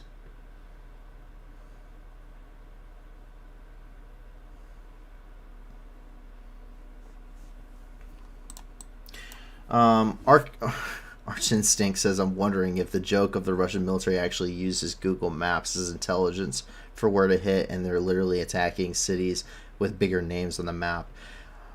Well, there is some sense in it if you actually have precision munitions, but the Russians don't. But the Russians don't care. That's kind of the whole issue. There is no treaty at this point. I cannot think of a single treaty at this point that Russia has not broke. At all. I cannot think of a single one. 1994 Budapest Memorandum. The 1899 Geneva Conventions. Any of the other Geneva Conventions. 1949 Geneva Conventions against genocide. The Protocol 1 of the Geneva Conventions. We've seen photos of ammunition in the back of captured Russian vehicles. Whether that was staged or not, we don't know. But that would that would also break the Geneva Conventions. We see them breaking the 1993 Rome Statute. We see them breaking Protocol 3 of the Convention on on the prohibition of certain conventional weapons of warfare. We see them breaking that just that convention. They're not signatories of the Ottawa Agreement, but it doesn't matter because how they use cluster munitions and landmines breaks Protocol 1 of the Geneva Conventions. So it blows my mind. It blows my mind. Any treaty under international humanitarian law, any international treaty regarding denuclearization and non-proliferation and increasing nuclear states, non-aggression pacts, basic general rules of law of don't be a dick. I don't know what to tell you. The way they fight this war is absolutely inhumane. It is inhumane. It's indiscriminate. It's genocidal. It's a genocide done poorly. They suck so bad they kill a lot of people, but they aren't committing genocide nearly at the rate that if you were actually planning on doing it, you would. They can't even do that right. They can't even do the bad things correctly. And it's even more horrific because of it. This war is just incomprehensible, and how this is why you cannot have diplomacy with the Russians. And it's not because it's not because anyone wants to prolong a war. It's not because of any of that. Look at the laws. Look at the treaties and laws and the conventions that have already been signed. Read them for yourself. They are available on the International Committee of the Red Cross website. They are available on the United Nations website and database. I go through and I read them. I have brought them up on this channel. You can go and you can find them on my maps every time I do that. Read them yourself. There's not a single treaty that they are party to that they have not broken. In fact, let's see. What treaties of international law is Russia party to? Please, international humanitarian, please, ICRC, please tell me. ICRC party treaties.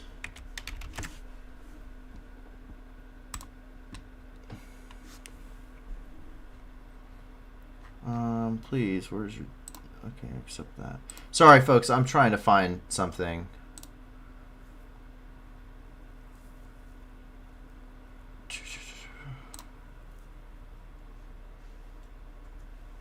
IHL databases.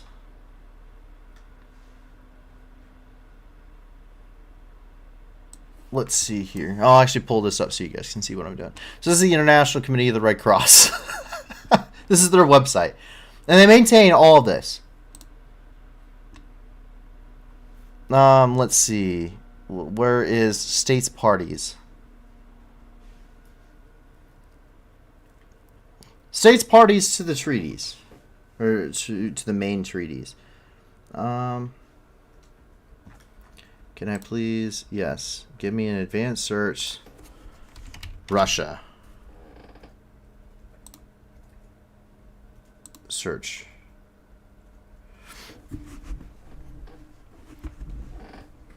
So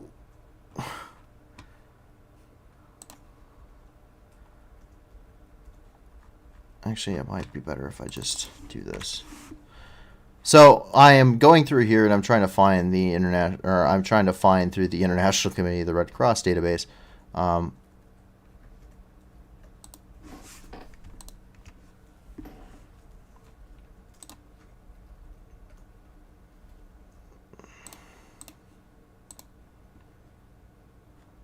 Can we please?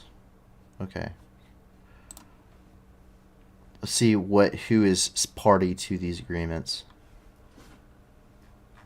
Because I can see, because here you can find where they are party, or who is party to these things. Just because I want to show you all of these treaties.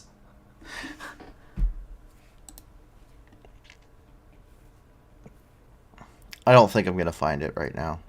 That's really frustrating. And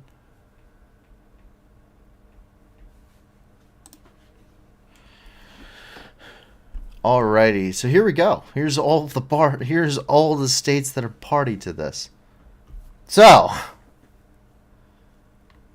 protection of victims of armed conflicts, International Criminal Court, the protection of cultural property in the event of armed conflict, environment, weapons, and these are all of the different treaties that's there. All of the different treaties. And let's see. Russia, if I can find them, MNOPQR, Russian Federation. Look at that. Wild. I know. Crazy. And this is just one. There's multiple of these to go and download. But that's the frustrating thing. Like that's so absolutely frustrating. It's just they have so many things that they have gone to, that they have signed, and they've just break all of them. Like, it means nothing. So, yeah, I have no interest in wanting to create dialogue with the Russians on, like, a personal level. I just don't think it's worth it. As we continue, the K-52 is downed here in the Kherson region. Quote, the armed forces of Ukraine shot down a Russian helicopter K-52 in the Kherson region on October the 26th. So that makes another K-52 attack helicopter, which is down. The NATO designation for that is an alligator.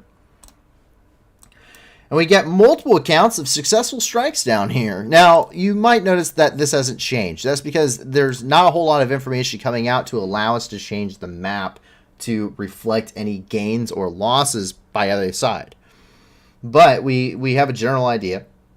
Reportedly, the northern axis of the front, it's a three-pronged axis of attack here in the Kherson region, and the Ukrainians' northern axis is the most successful right now, with several areas being liberated. But to follow up with these successful strikes, we see on October the 24th, the armed forces of Ukraine destroyed a Russian OSA anti-aircraft missile system and 3 enemy ammunition depots in the Berislav and Kovsky regions on the south of Ukraine. And then they go on, quote, on October 25th, the armed forces of Ukraine destroyed 2 Russian warehouses with the ammunition, an enemy tank, an enemy MTLB, and 6 Russian military auto vehicles in the Kherson region. And then once again, they continue on October 25th, the armed forces of Ukraine destroyed 4 Russian mortars, a Russian anti-aircraft missile system Tor, and an enemy ammunition depot in the south of Ukraine. All of these are coming from from Ukrainian Operational Command South. And in Kherson, another statue was stolen. Not that anyone is actually upset about this one. So as Russian forces continue to retreat from the Kherson region, they're taking with them items of cultural significance, including statues from the city centers, specifically in Kherson.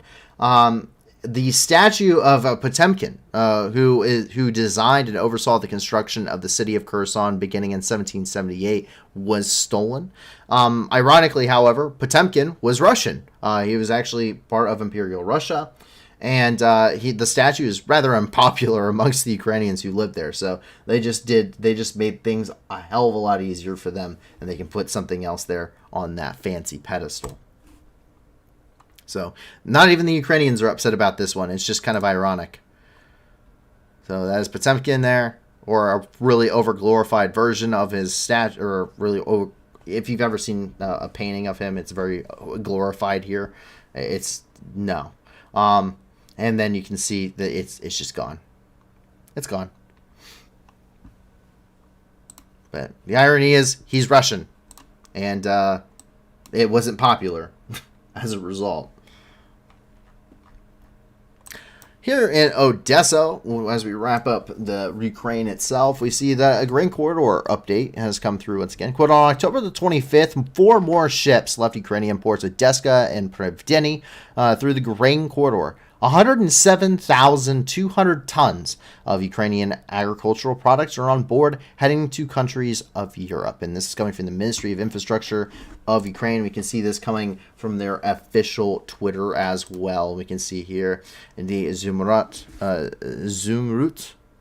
on Anna from Monrovia, which is being pushed out to port there. And we also see the Sahin 1.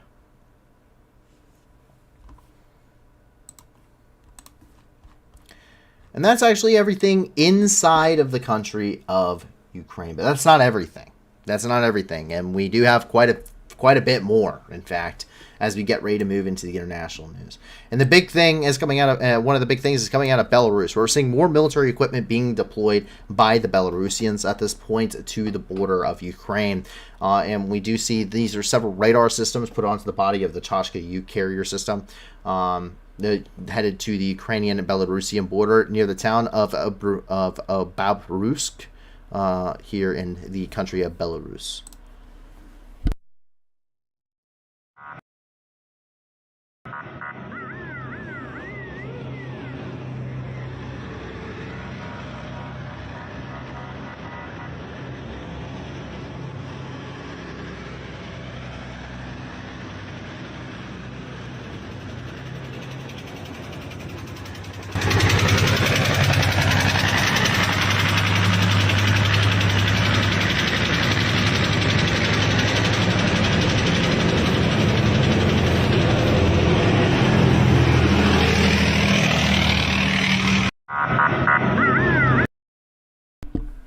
By the way, and you can see it here, like this vehicle not having issues, this vehicle not having issues, this truck here having a lot of issues. You probably shouldn't be just leaving a trail of white smoke behind you. That usually means that there's an issue with your vehicle.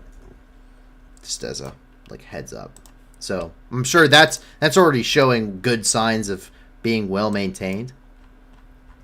In Russia, in St. Petersburg, a fired anti-war professor was cheered by students. Students at Russia's oldest university in St. Petersburg applauded and cheered a professor who has been fired for taking part in anti-war protests. Denis Skopin spent 10 days in jail and was given a summons to the military recruitment office.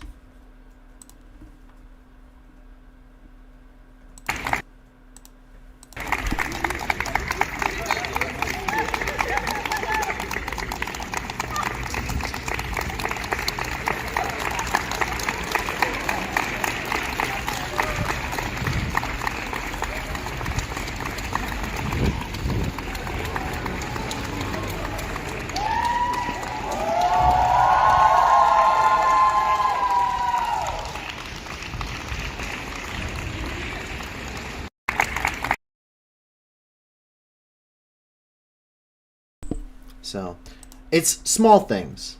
It's small things. Things start small. Cracks do not form overnight. But a small crack in the foundation will eventually grow. And it will grow and grow and grow ever so slightly, minute by minute, year by year, until eventually the house caves in. And the cracks are growing. And in Lithuania, well, really throughout the entirety of the Baltics, we can see why Estonia is awesome for other reasons, like we were talking about when we were in Kyiv. And that's because 41% of Latvia's defense budget has been transferred to Ukraine as military aid. This is followed by Estonia, which has provided 37% of its military budget, Lithuania, which has provided 17%, and Poland at 15%. Ukraine has received or will soon receive 41.3 billion euros in military aid.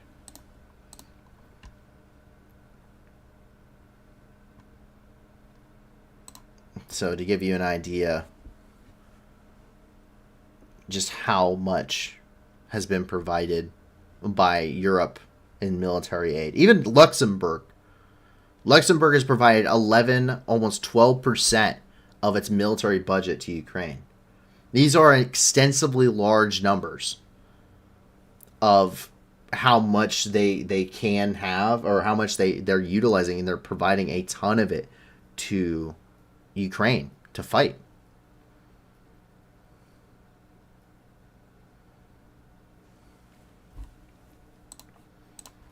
So, good on you, Baltics. Good on you. The most at risk of possible invasion, but the biggest hearts, it would seem. Keep in mind, it's all proportional too, right? A lot of people talk about billions, how the U.S. has given billions and billions and billions of dollars. Total aid to Ukraine comes out to about $100 billion total, and that's military aid, both monetary and equipment. That's humanitarian aid. That's financial aid. That's everything that Ukraine has been given or sold or whatever. Comes out to about $100 billion, a little bit over. The United States has given 20-something billion dollars, I think just over, like $20.3 billion. The U.S. Department of Defense budget alone is $778 billion in the United States. The United States average budget per year is roughly $4.6 trillion. Trillion with a T. So it's not, if you think that the money we're giving to Ukraine affects you, it doesn't. It's a lot of money to me and to you for someone who's not in the government, who doesn't make these decisions. But $20 billion by the United States is pissing in the wind when it comes to what you can, or what the United States is capable of. It's insane. So yeah, it's just, yeah. So it's not actually affecting you. It's actually not really a big deal to the United States. We aren't really doing much, in total honesty. Poland's Senate declared Russia a terrorist regime. Poland's upper house of parliament, the Senate, has adopted a resolution designating Russia as a terrorist regime and calling on the international community to support investigations into war crimes committed in Ukraine. The resolution passed unanimously.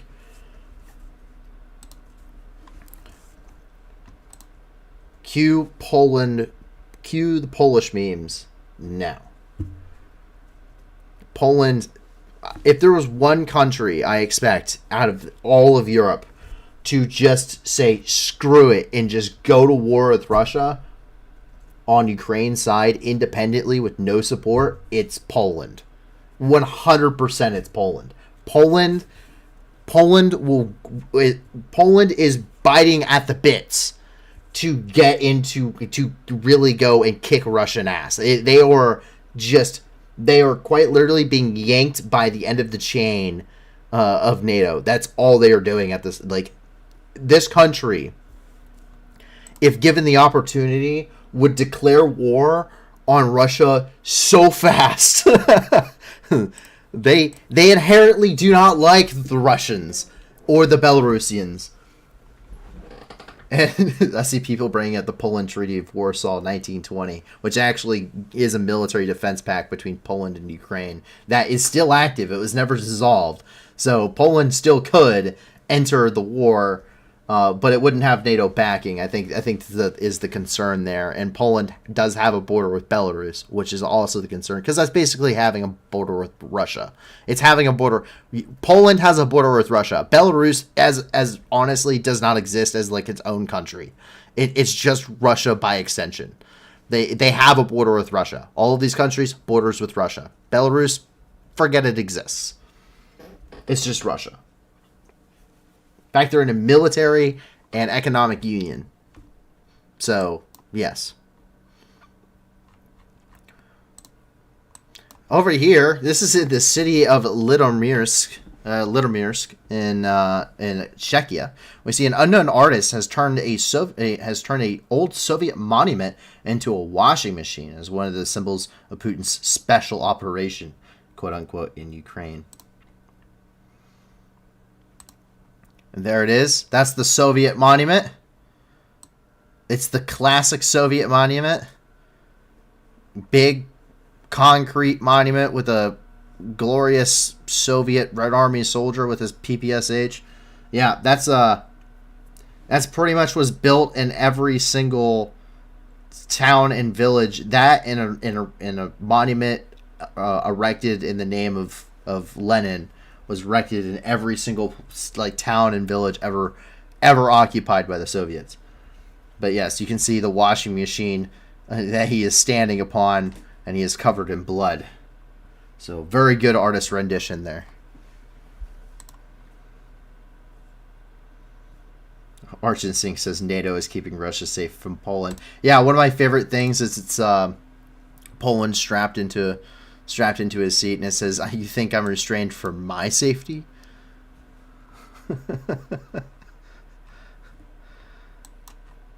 We come over here and into the United Kingdom, where we see Ukrainian recruits are continuing to train in the United Kingdom with a large, now extensive coalition force of instructors and trainers from all different countries and allied nations to Ukraine here in the United Kingdom, training Ukrainian recruits. Up to 10,000 of them will be trained here. That number could possibly be increased, and others could be possibly trained in other countries, which are currently throwing around the idea now. And we see that happening here. And the training does only last about 5 weeks, but these are very crucial skills, NATO-style military training, very crucial skills that will be very useful on the battlefield and make them more efficient and more effective as a result.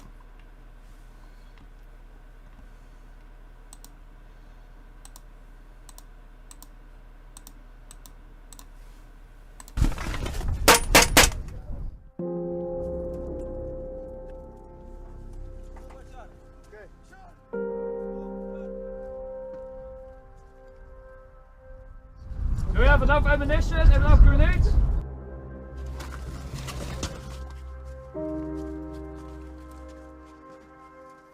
Так, сьогодні ми якраз проходили навчання в окопах. Це саме те, що може статися зі мною і моїми побратимами тут. Тому це навчання було надзвичайно важливим, і сьогоднішній день був надзвичайно корисним для нас всіх.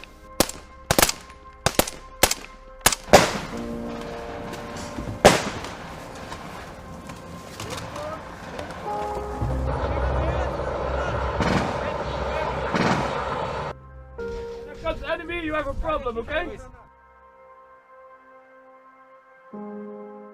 We proberen elke seconde te gebruiken om zoveel mogelijk informatie en zoveel mogelijk te trainen op dat wat nodig is. Is het wel mogelijk om recruten in zo'n korte tijd voldoende te trainen om terug te sturen naar het front? Voldoende training kun je natuurlijk nooit hebben en 5 weken is kort. Maar we proberen er met z'n allen alles aan te doen om ze zo goed mogelijk op te leiden.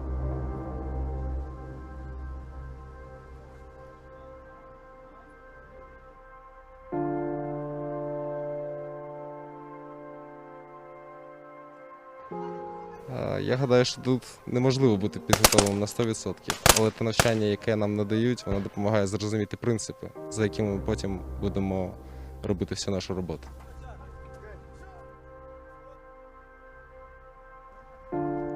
Je probeert het natuurlijk zo professioneel mogelijk te houden. Maar als je 16 uur per dag met elkaar bezig bent, ga je vanzelf een band creëren. Я гадаю, що ні, бо саме тому я приїхав, щоб повернутися. Ні, в мене немає страху, бо я тут проходжу надзвичайно гарну підготовку, яка дозволить мені зберегти себе і своїх побратимів.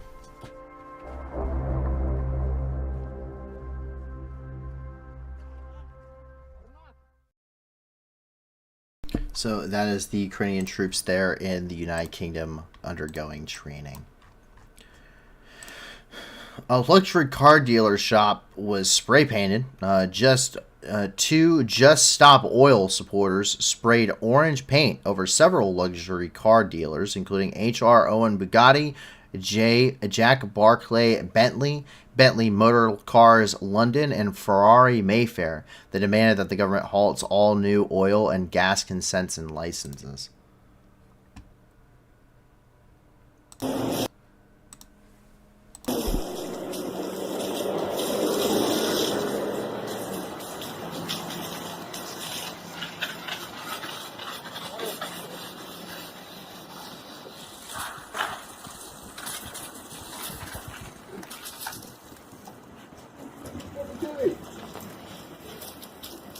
What a disgrace!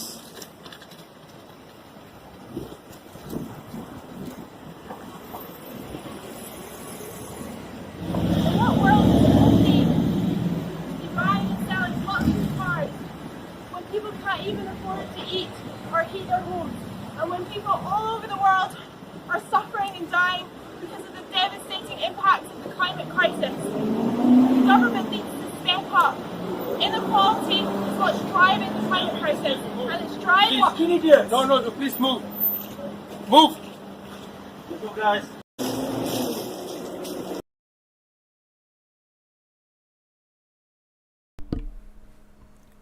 Yeah. So they were arrested.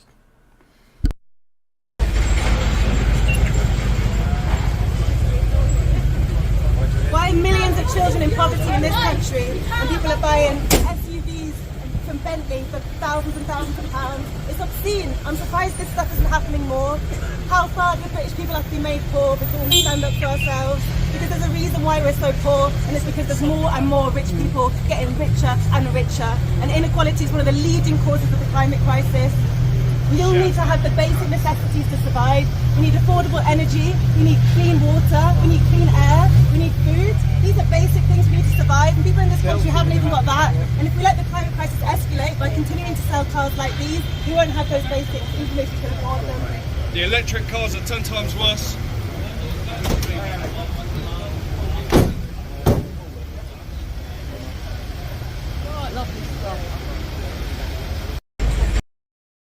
And look, the cleaning crews immediately had it cleaned up. Crazy how that works. Yeah, they also attempt to destroy very, very, very important pieces of artwork. Listen, I don't discredit the cause. The cause, the point, because climate change is a huge issue. Rivers ran dry in Europe this year. The Horn of Africa is going through the worst drought in 40 years. 90% of the water supply in Somalia is gone. It's evaporated. Okay, these are already people suffering under huge food insecurities, and it's gone.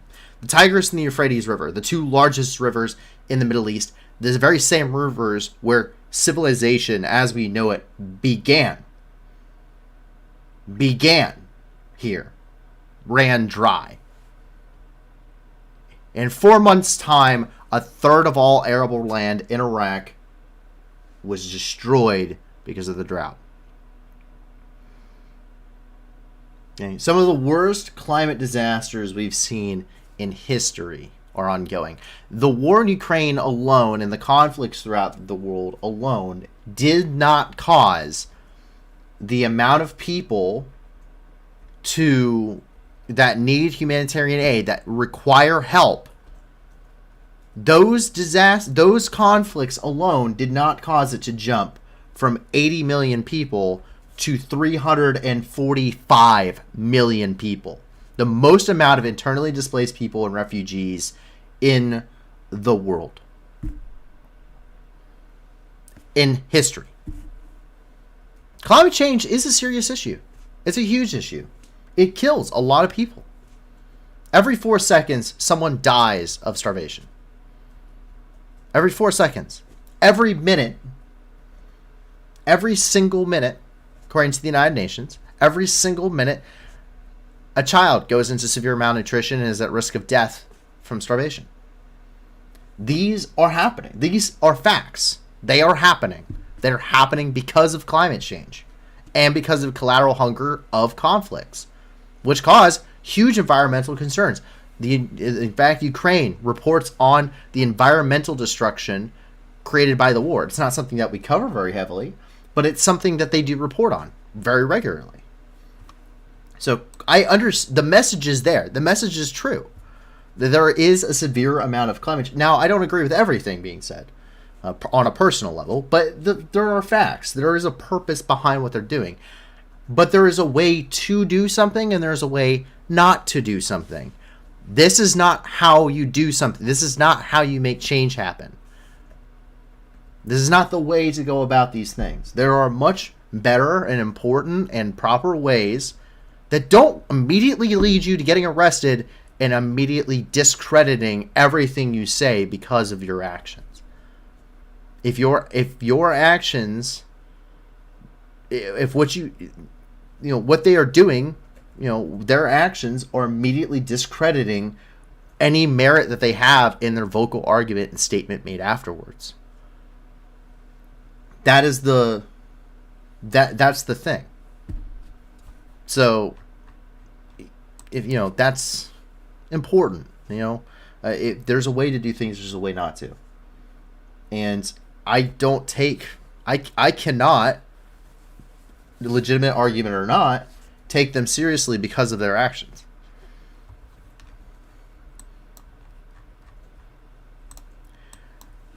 So we're not gonna play the whole video. It's 6 minutes long.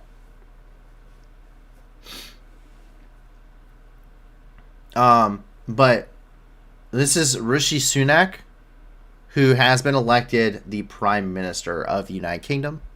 He is the new Prime Minister. He replaces Liz Truss. He did make a speech. He has been gone through all the processes of becoming the Prime Minister of the United Kingdom after winning the Conservative Party election on the 25th.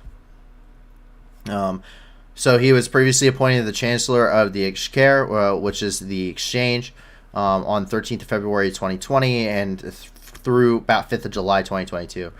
He went to Winchester College and studied politics, philosophy, and economics at Oxford University. He's a Fulbright scholar from Stanford University in the United States, and he studied for his MBA. He has spoken to President Zelensky, President Biden, and the EU President Ursula von der Leyen. Now, he did give a speech at 10 Downing Street.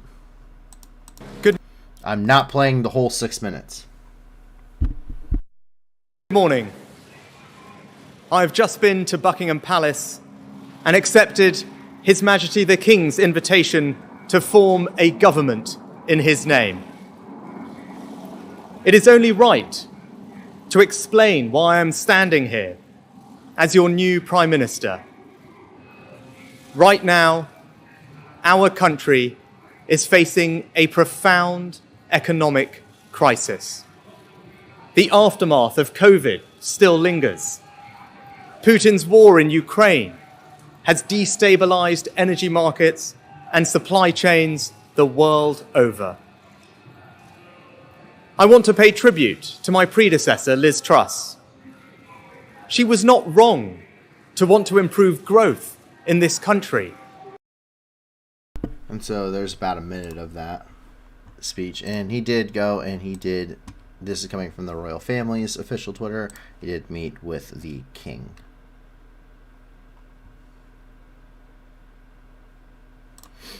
So he is now officially the prime minister. Now, I did apparently miss a question from JL. I do apologize. And JL has asked, do you think it's going to change the war when those trained soldiers will arrive in Ukraine? And he's talking about the Ukrainian troops that are being trained by NATO troops inside the country of England. And, it's very difficult to say. 5 weeks of training is not enough. It's not enough. The Dutch officer who was training them said so. He said there's no amount of training that's ever enough. 5 weeks of training is very quick though. Five weeks of training is extreme. This is a rapid course of not just boot camp but infantry training and their core specialties, and that's not enough. It's just not. I had 3 months of boot camp. I had 13 weeks of boot camp. I had 2 months of infantry training. I had a month of basic infantry training, and then I had an entire month dedicated just to learning how to do my specific job. And then when I got to the fleet, I had 6 months of preparing to deploy, where I became a fully cross-trained machine gunner. I learned how to operate. I became partially radio operator as radio operator rep inside my platoon because we only have one and we operate as independent sections. I became a CLS qualified Marine. I improved my infantry skills. I got to the fleet and I didn't know jack after my training. I didn't know crap straight out of training. No experience. There's just I just didn't have an experience. You think you know something, you really don't, until you get to a point where you get that experience. And it was very difficult. And that was months and months and months and months of training. And then going into a leadership position, right? When I came home, going into a leadership billet, I immediately felt like, again, I didn't know what I was doing. I had no experience, right? I had barely just learned what I was doing, on my basic job, and now I'm expected to teach others and lead them. So it's very difficult. So yes, they have better training than what the Ukrainians were getting prior, but they do not have the experience that Ukrainian forces have on the front lines. So their training is good, and it's good that it's happening, but these guys are brand new. They are fresh, they're green, they have not been onto the front lines. These guys are brand new recruits that have never spent a day in combat yet, and they are just now getting 5 weeks of training being expedited. And they're learning small unit level tactics, and that does grow. You can grow that effect. Everything in NATO is scaled up. So the things you learn between you and your battle buddy, or whatever you want to call them, those get scaled up. Because then you scale it up to a team size, and then you scale it up to a squad size, and then a platoon size, a company size, a battalion size, a regiment size, and then up into a division size, and maybe you even go up into a corps. So it scales up and how things operate on the battlefield, which is great because it makes it easy to learn and get basic ideas down. But the battlefield experience is really what's going to make or break these guys. So yes, but no. Time will tell. And unfortunately, a lot of them will lose their lives because, once again, they don't have the experience.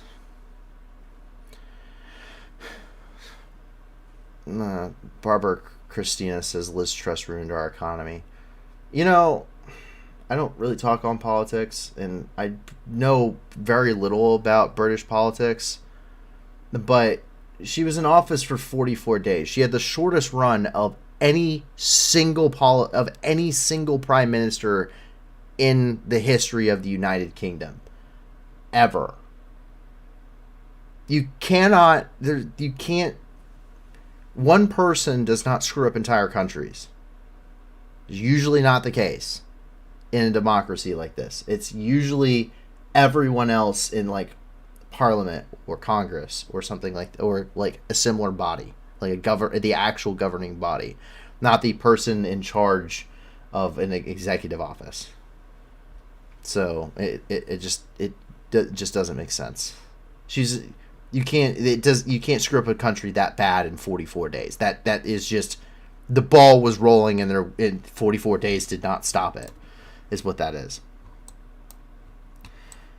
As we continue here and into the Middle East, we get over here, which is in Iran, where mortars crowded Masa Amini's hometown. Thousands gathered around Masa Amini's hometown in Saqqez, Iran, at 40 days after her death, despite government-imposed road closures to the gravesite. They did end up firing. They ended up, I guess, firing live rounds at this to disperse the crowds. So very, very interesting. But yeah, I think thousands of people showed up here.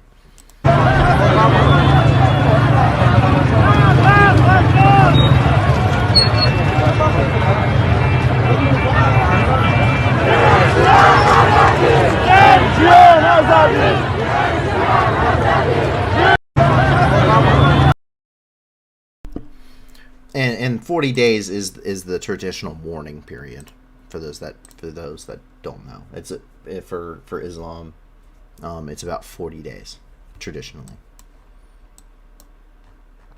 In Shiraz, many people were killed in a terrorist attack at a religious ceremony. Basically, there was an attack, Shiite sanctuary in Shah Shurag, by 3 different militants. Iranians say that 2 of the attackers were captured, but there's no confirmation at that yet. 20 worshippers were killed, and an additional 40 were injured while the attack was carried out during a religious ceremony inside of the building. And that is the mosque that they're talking about. But furthermore, that did get claimed by the Islamic State. They did claim the responsibility for the attack. They officially said that it was their militant who, at the beginning of the attack, shot the guards at the Shiite Shirag temple in Shiraz, Fars province. This moment was caught on surveillance camera. After that, he attacked the parishioners using grenades and small arms, and he also opened fire at the mausoleum inside the building. Iranian sources say that the terrorist was arrested, and at the moment more than 60 people were killed and injured as a result of the attack.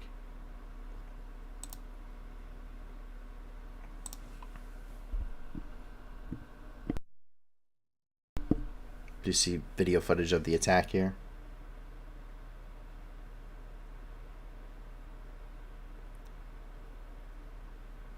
Man, you have no idea what you're doing.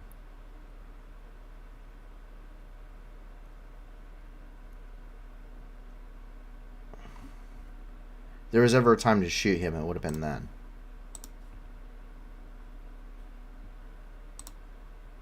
And that is the Islamic State's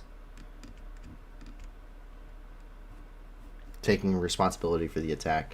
Yes, I see a lot of political commentary. So we try to stay apolitical here, because there's a lot of issues in the world, generally speaking. There's a lot of people that are dying and suffering from a lot of different issues. A lot of it geopolitical, but there's a lot of things. There's a ton of reasons why people are like dying and suffering right now. And I know that I say, we cover geopolitics, but I'm trying to stay apolitical.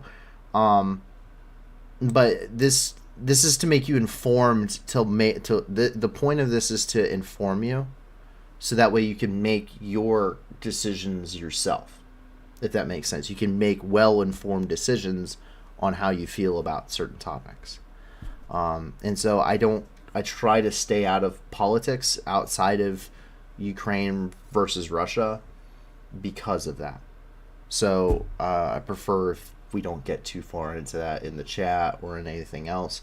And I don't talk on that very extensively, either on the Twitter or on our Discord or anything, just because I don't believe that that's it's not ethical journalism to do it that way. if that makes sense. It's not ethical to do it that way, and that's coming from the Society of Professional Journalists, or the SPJ, as well as if you look at the the Council of Europe has a memorandum on it, as well as the AIPCE, which is the Alliance of Independent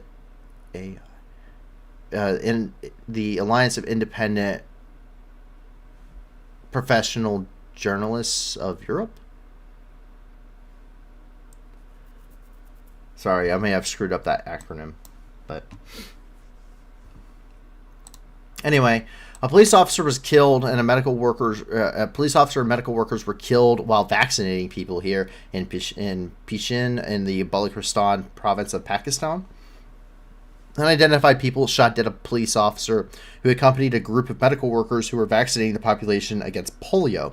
The incident took place in the Pishin district of the Balochistan province. Two militants approached the doctors on a motorcycle and opened fire on the law enforcement officer. The guard was killed on the spot.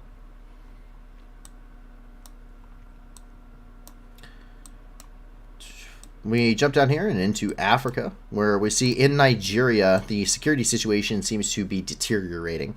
U.S. government employees are now authorized to leave. On October the 25th, 2022, the U.S. Department of State granted authorized departure status to Embassy Abuja, which permits the volunteer departure of family members and certain employees due to the heightened security risk of terrorist attacks. The U.S. Embassy in Abuja continues to have limited ability to provide emergency assistance to U.S. citizens in Nigeria. The U.S. Consulate in Lagos continues to provide routine and emergency services to U.S. citizens in Nigeria. We can get this from the U.S. Embassy website in Nigeria and their consulate there. They say that on October 25th, the U.S. Department of State granted authorized departure status to Abuja Embassy, which permits voluntary departure of their employees due to the heightened risk of terrorist attacks. With basically the event. Actions to take. Have personal emergency action plan that does not rely on U.S. government assistance. Oof. Take advantage of commercial transportation options if you wish to depart Nigeria. Monitor local media for breaking news on the security situation. Be aware of your surroundings and keep a low profile. If you want any assistance, I please highly recommend, if you happen to be listening from Nigeria or somewhere which may be affected or this information may be pertained to you, please check out ng.usembassy.gov for this statement. It's the U.S. Embassy and Consulate in Nigeria, or you can call plus 234 9 461 4328 throughout the day, or plus 234 9 461 400, and then press 0 for after hours. So if it's outside of general working time for the country. For the U.S. Embassy in Abuja, if you do need assistance. Similarly, if you need it from the U.S. Consulate, you can also get it from 234 plus 460, or 2341 460-3400 during business hours and after hours there for the U.S. Consulate in Lagos. So please, if you are abroad or you're in Nigeria and this is applicable to you, please remain safe. These are not, when these statements get put out, as I stated, I responded to the U.S. I was one of the 100 Marines that responded to the U.S. Embassy in Baghdad, Iraq on New Year's of 2020. If a situation is, that is the most heavily well-protected U.S. Embassy compound in the world. And look at what happened then. Very terrifying. And it very well could have gone a much, much worse direction than what it did. When you are, if you are someone from the United States and one of these messages is coming through to where you are at, whether it be in Nigeria or you see one of these in the future, and you may be abroad in another country, please do take this seriously. These kind of incidents, these do develop very quickly and very unexpectedly. At 8 a.m. the morning of 8 a.m. on New Year's Eve, the day of New Year's Eve, I was expecting to have a beer because they were providing them in Kuwait for the one time you could drink to celebrate the new year. By 3 p.m., I was on an aircraft going to Iraq. These situations develop very quickly. They're extremely dangerous. Please be safe. Please heed warnings. And if you do not have a very important reason to be in these countries, please heavily consider leaving while it is possible, because the situation may not allow for U.S. forces and U.S. security personnel, such as the Regional Security Office, to go and provide assistance to you. It's usually not a very good situation, and terrorists, from personal experience, will target you. So please be safe. If you are ever traveling abroad, especially as an American citizen, please pay attention. Whatever country you're going to, please monitor the U.S. Embassy website for that nation for any of these announcements, and do take it seriously. Cannot emphasize that enough. Please be safe. In Burkina Faso, 10 military members were killed by JNIM.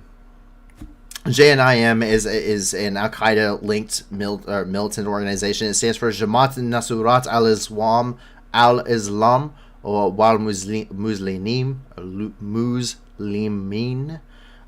They're an Al-Qaeda group inside this part of Africa. And we see 10 members of the country's armed forces of Burkina Faso were killed, and more than 50 were injured in an attack by JNIM. The goal of the terrorists was the garrison in the city of Djibo. The militants fired on the object of government troops with artillery mines and launched an air assault. Sorry, it's not an air assault, just launched an assault.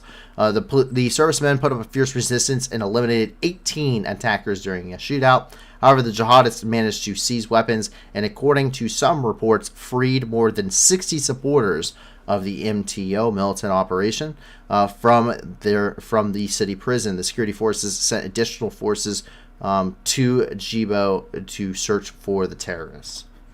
So that is the ongoing situation there in Burkina Faso. But that allows us to start transitioning into a little bit more uplifting news, a little bit more interesting or uplifting stuff or just stuff that is important, but doesn't necessarily have such a downtrodden connotation to it.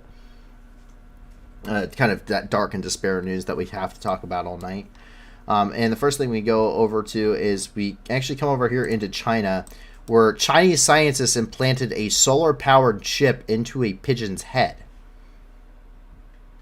Specialists from the Shandong University of Science and Technology in China have developed a pigeon remote control system.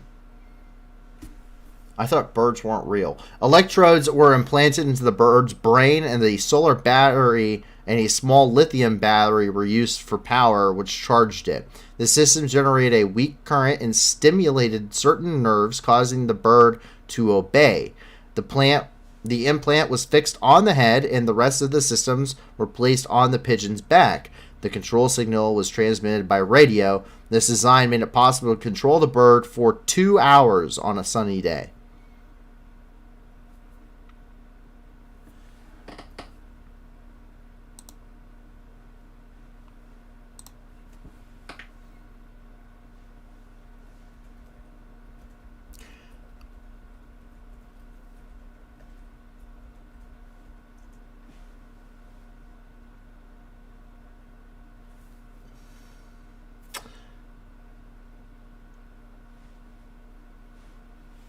You know, we talk about how birds aren't real, and there's a lot of like graphics and stuff that people have come up with that hilarious movement, and some people actually believe this somehow.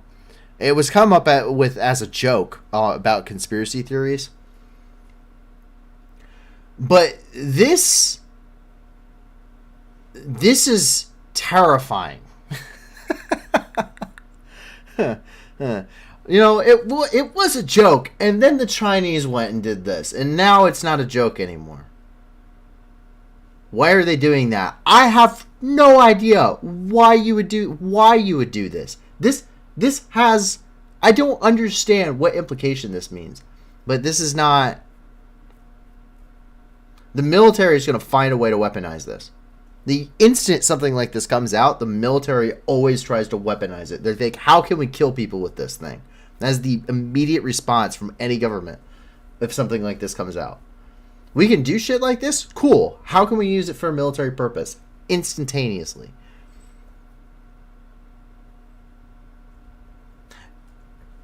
I don't know how I feel about that. That's kind of terrifying, honestly. Anyway, and as Riley kindly reminded me, we come down here, and this is in Antarctica. The Antarctic ozone hole continues shrinking in 2022. The annual Antarctic ozone hole reached an average area of 8.9 million square miles, or 23.2 million square kilometers, between September 7th and October the 13th.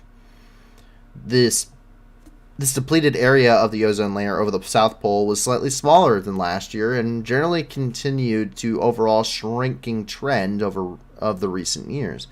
Over time, quote, over time, steady progress is being made and the hole is getting smaller, said Paul Newman, chief scientist of the Earth Sciences at NASA's Goddard Space Flight Center in Greenbelt, Maryland. Quote, we see some wavering as weather changes and other factors make the numbers wiggle slightly from day to day and week to week, but overall, we see it decreasing through the past 2 decades, and the elimination of ozone depleting substances through the Montreal Protocol is shrinking the hole. So, a little bit of good news on the climate front. The giant hole in the ozone layer is getting smaller. And has been getting smaller for 2 decades. So that's good. That's uplifting. And not absolutely terrifying like the pigeon, the remote control pigeon. That really is terrifying. I don't know. How do you...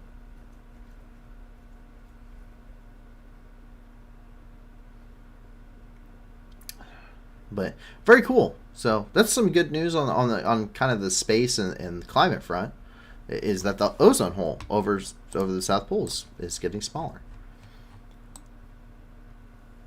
And with that, that is all of the news of the night. That's a ton of stuff that we have gone through and we've covered.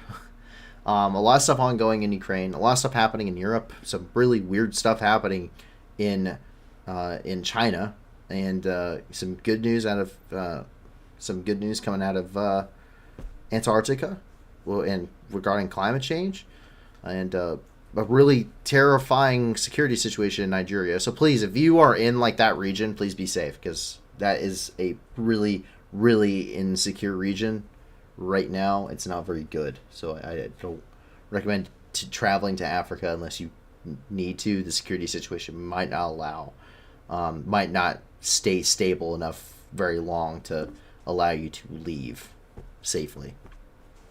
So, but that is all of the news for the night. So I hope that you guys found this knowledgeable. Maybe not enjoyable, but knowledgeable. And I hope that you find this informative. And if you like what we're trying to do here, which is trying to raise money for these crises to help these people, and with the suffering that's ongoing and that they're going through, please check out the video description and check out all the wonderful organizations that are down there. And 80% or more of the donations they receive go directly to the programs, go directly to helping people. And if you can't give a lot to these organizations, please give a little. If you can't give anything at all, that's okay too. Please help us share, help us get more people involved with this. Give us a like, give us a subscribe, let your friends know about us. The more people that come here, the more people that participate and see the news and become informed and can make those well-informed decisions. There's also the more people that can donate to these organizations to raise more money for them, and the more of an impact we as a community, the community that you guys have built, that we will have an impact on people's lives for the better in some really dark circumstances. So thank you very much for all the support you've given us, and even more so for the support you've given those wonderful organizations. But please, I hope that you, your family, and your friends remain safe. And if not, I do hope you find that safety and security in the very near future. We hope to see you back once again for another 48 hours of news and review on Friday night at 10 p.m. Eastern Time, 9 p.m. Central. So that way we can get another 48 hours of news to you and make sure that you guys stay informed. And with that, My name is Paul from the New News, and have a fantastic and safe rest of your night. A wonderful Thursday. Congratulations for making it halfway through the week, and a wonderful Friday. We will hopefully see you back on Friday night. Bye now. Gone home, Russian soldiers, gone home. Бо ми всіх вас тут змішаємо з багном. І стояду вам на ваги, і чудно кличе, діти нахуй. Тут працює ЗСУ і ТРО. Нам не треба ні конфлікту, ні війни. Та ми готові всіх вас звать до сатани. Тисячі вже полягло, і все більше шлейфуйло. То для них нема нічого, крім труни. Gone home, Russian soldiers, gone home. Бо ми всіх вас тут змішаємо з багном. Від стрия до волновахи, і чудно кличе, діти нахуй. Тут працює ЗСУ і ТРО. Вызволять пришел, братишка, ну привет. На моей земле тебе один ответ. Нашим людям плечом, даже танки и бачок. Вам не взять нас и за 100 тысяч лет. Gone home, Russian soldiers, gone home. Бо ми всіх вас тут змішаємо з багном. Від стрия до волновахи, і чудно кличе, діти нахуй. Тут працює ЗСУ і ТРО. Mr. Putin, on behalf of all our guys, no one's scared of your nuclear device. You can take your top 11, shove it up your wrinkle bomb. Oh, we'll come and help you fit it in your skull. Gone home, Russian soldiers, gone home. Бо ми всіх вас тут змішаємо з багном. Від стрия до волновахи, і чудно кличе, діти нахуй. Тут працює ЗСУ і ТРО. Gone home, Russian soldiers, gone home. Бо ми всіх вас тут змішаємо з багном. Від стрия до волновахи, чудно кличе, діти нахуй. Тут працює ЗСУ і ТРО. Gone home, Russian soldiers, gone home. Бо ми всіх вас тут змішаємо з багном. Від стрия до волновахи, і чудно кличе, діти нахуй. Тут працює ЗСУ і ТРО. Gone home, Russian soldiers, gone home. Бо ми всіх вас тут змішаємо з багном. Від стрия до волновахи, і чудно кличе, діти нахуй. Тут працює ЗСУ і ТРО. Идите нахуй.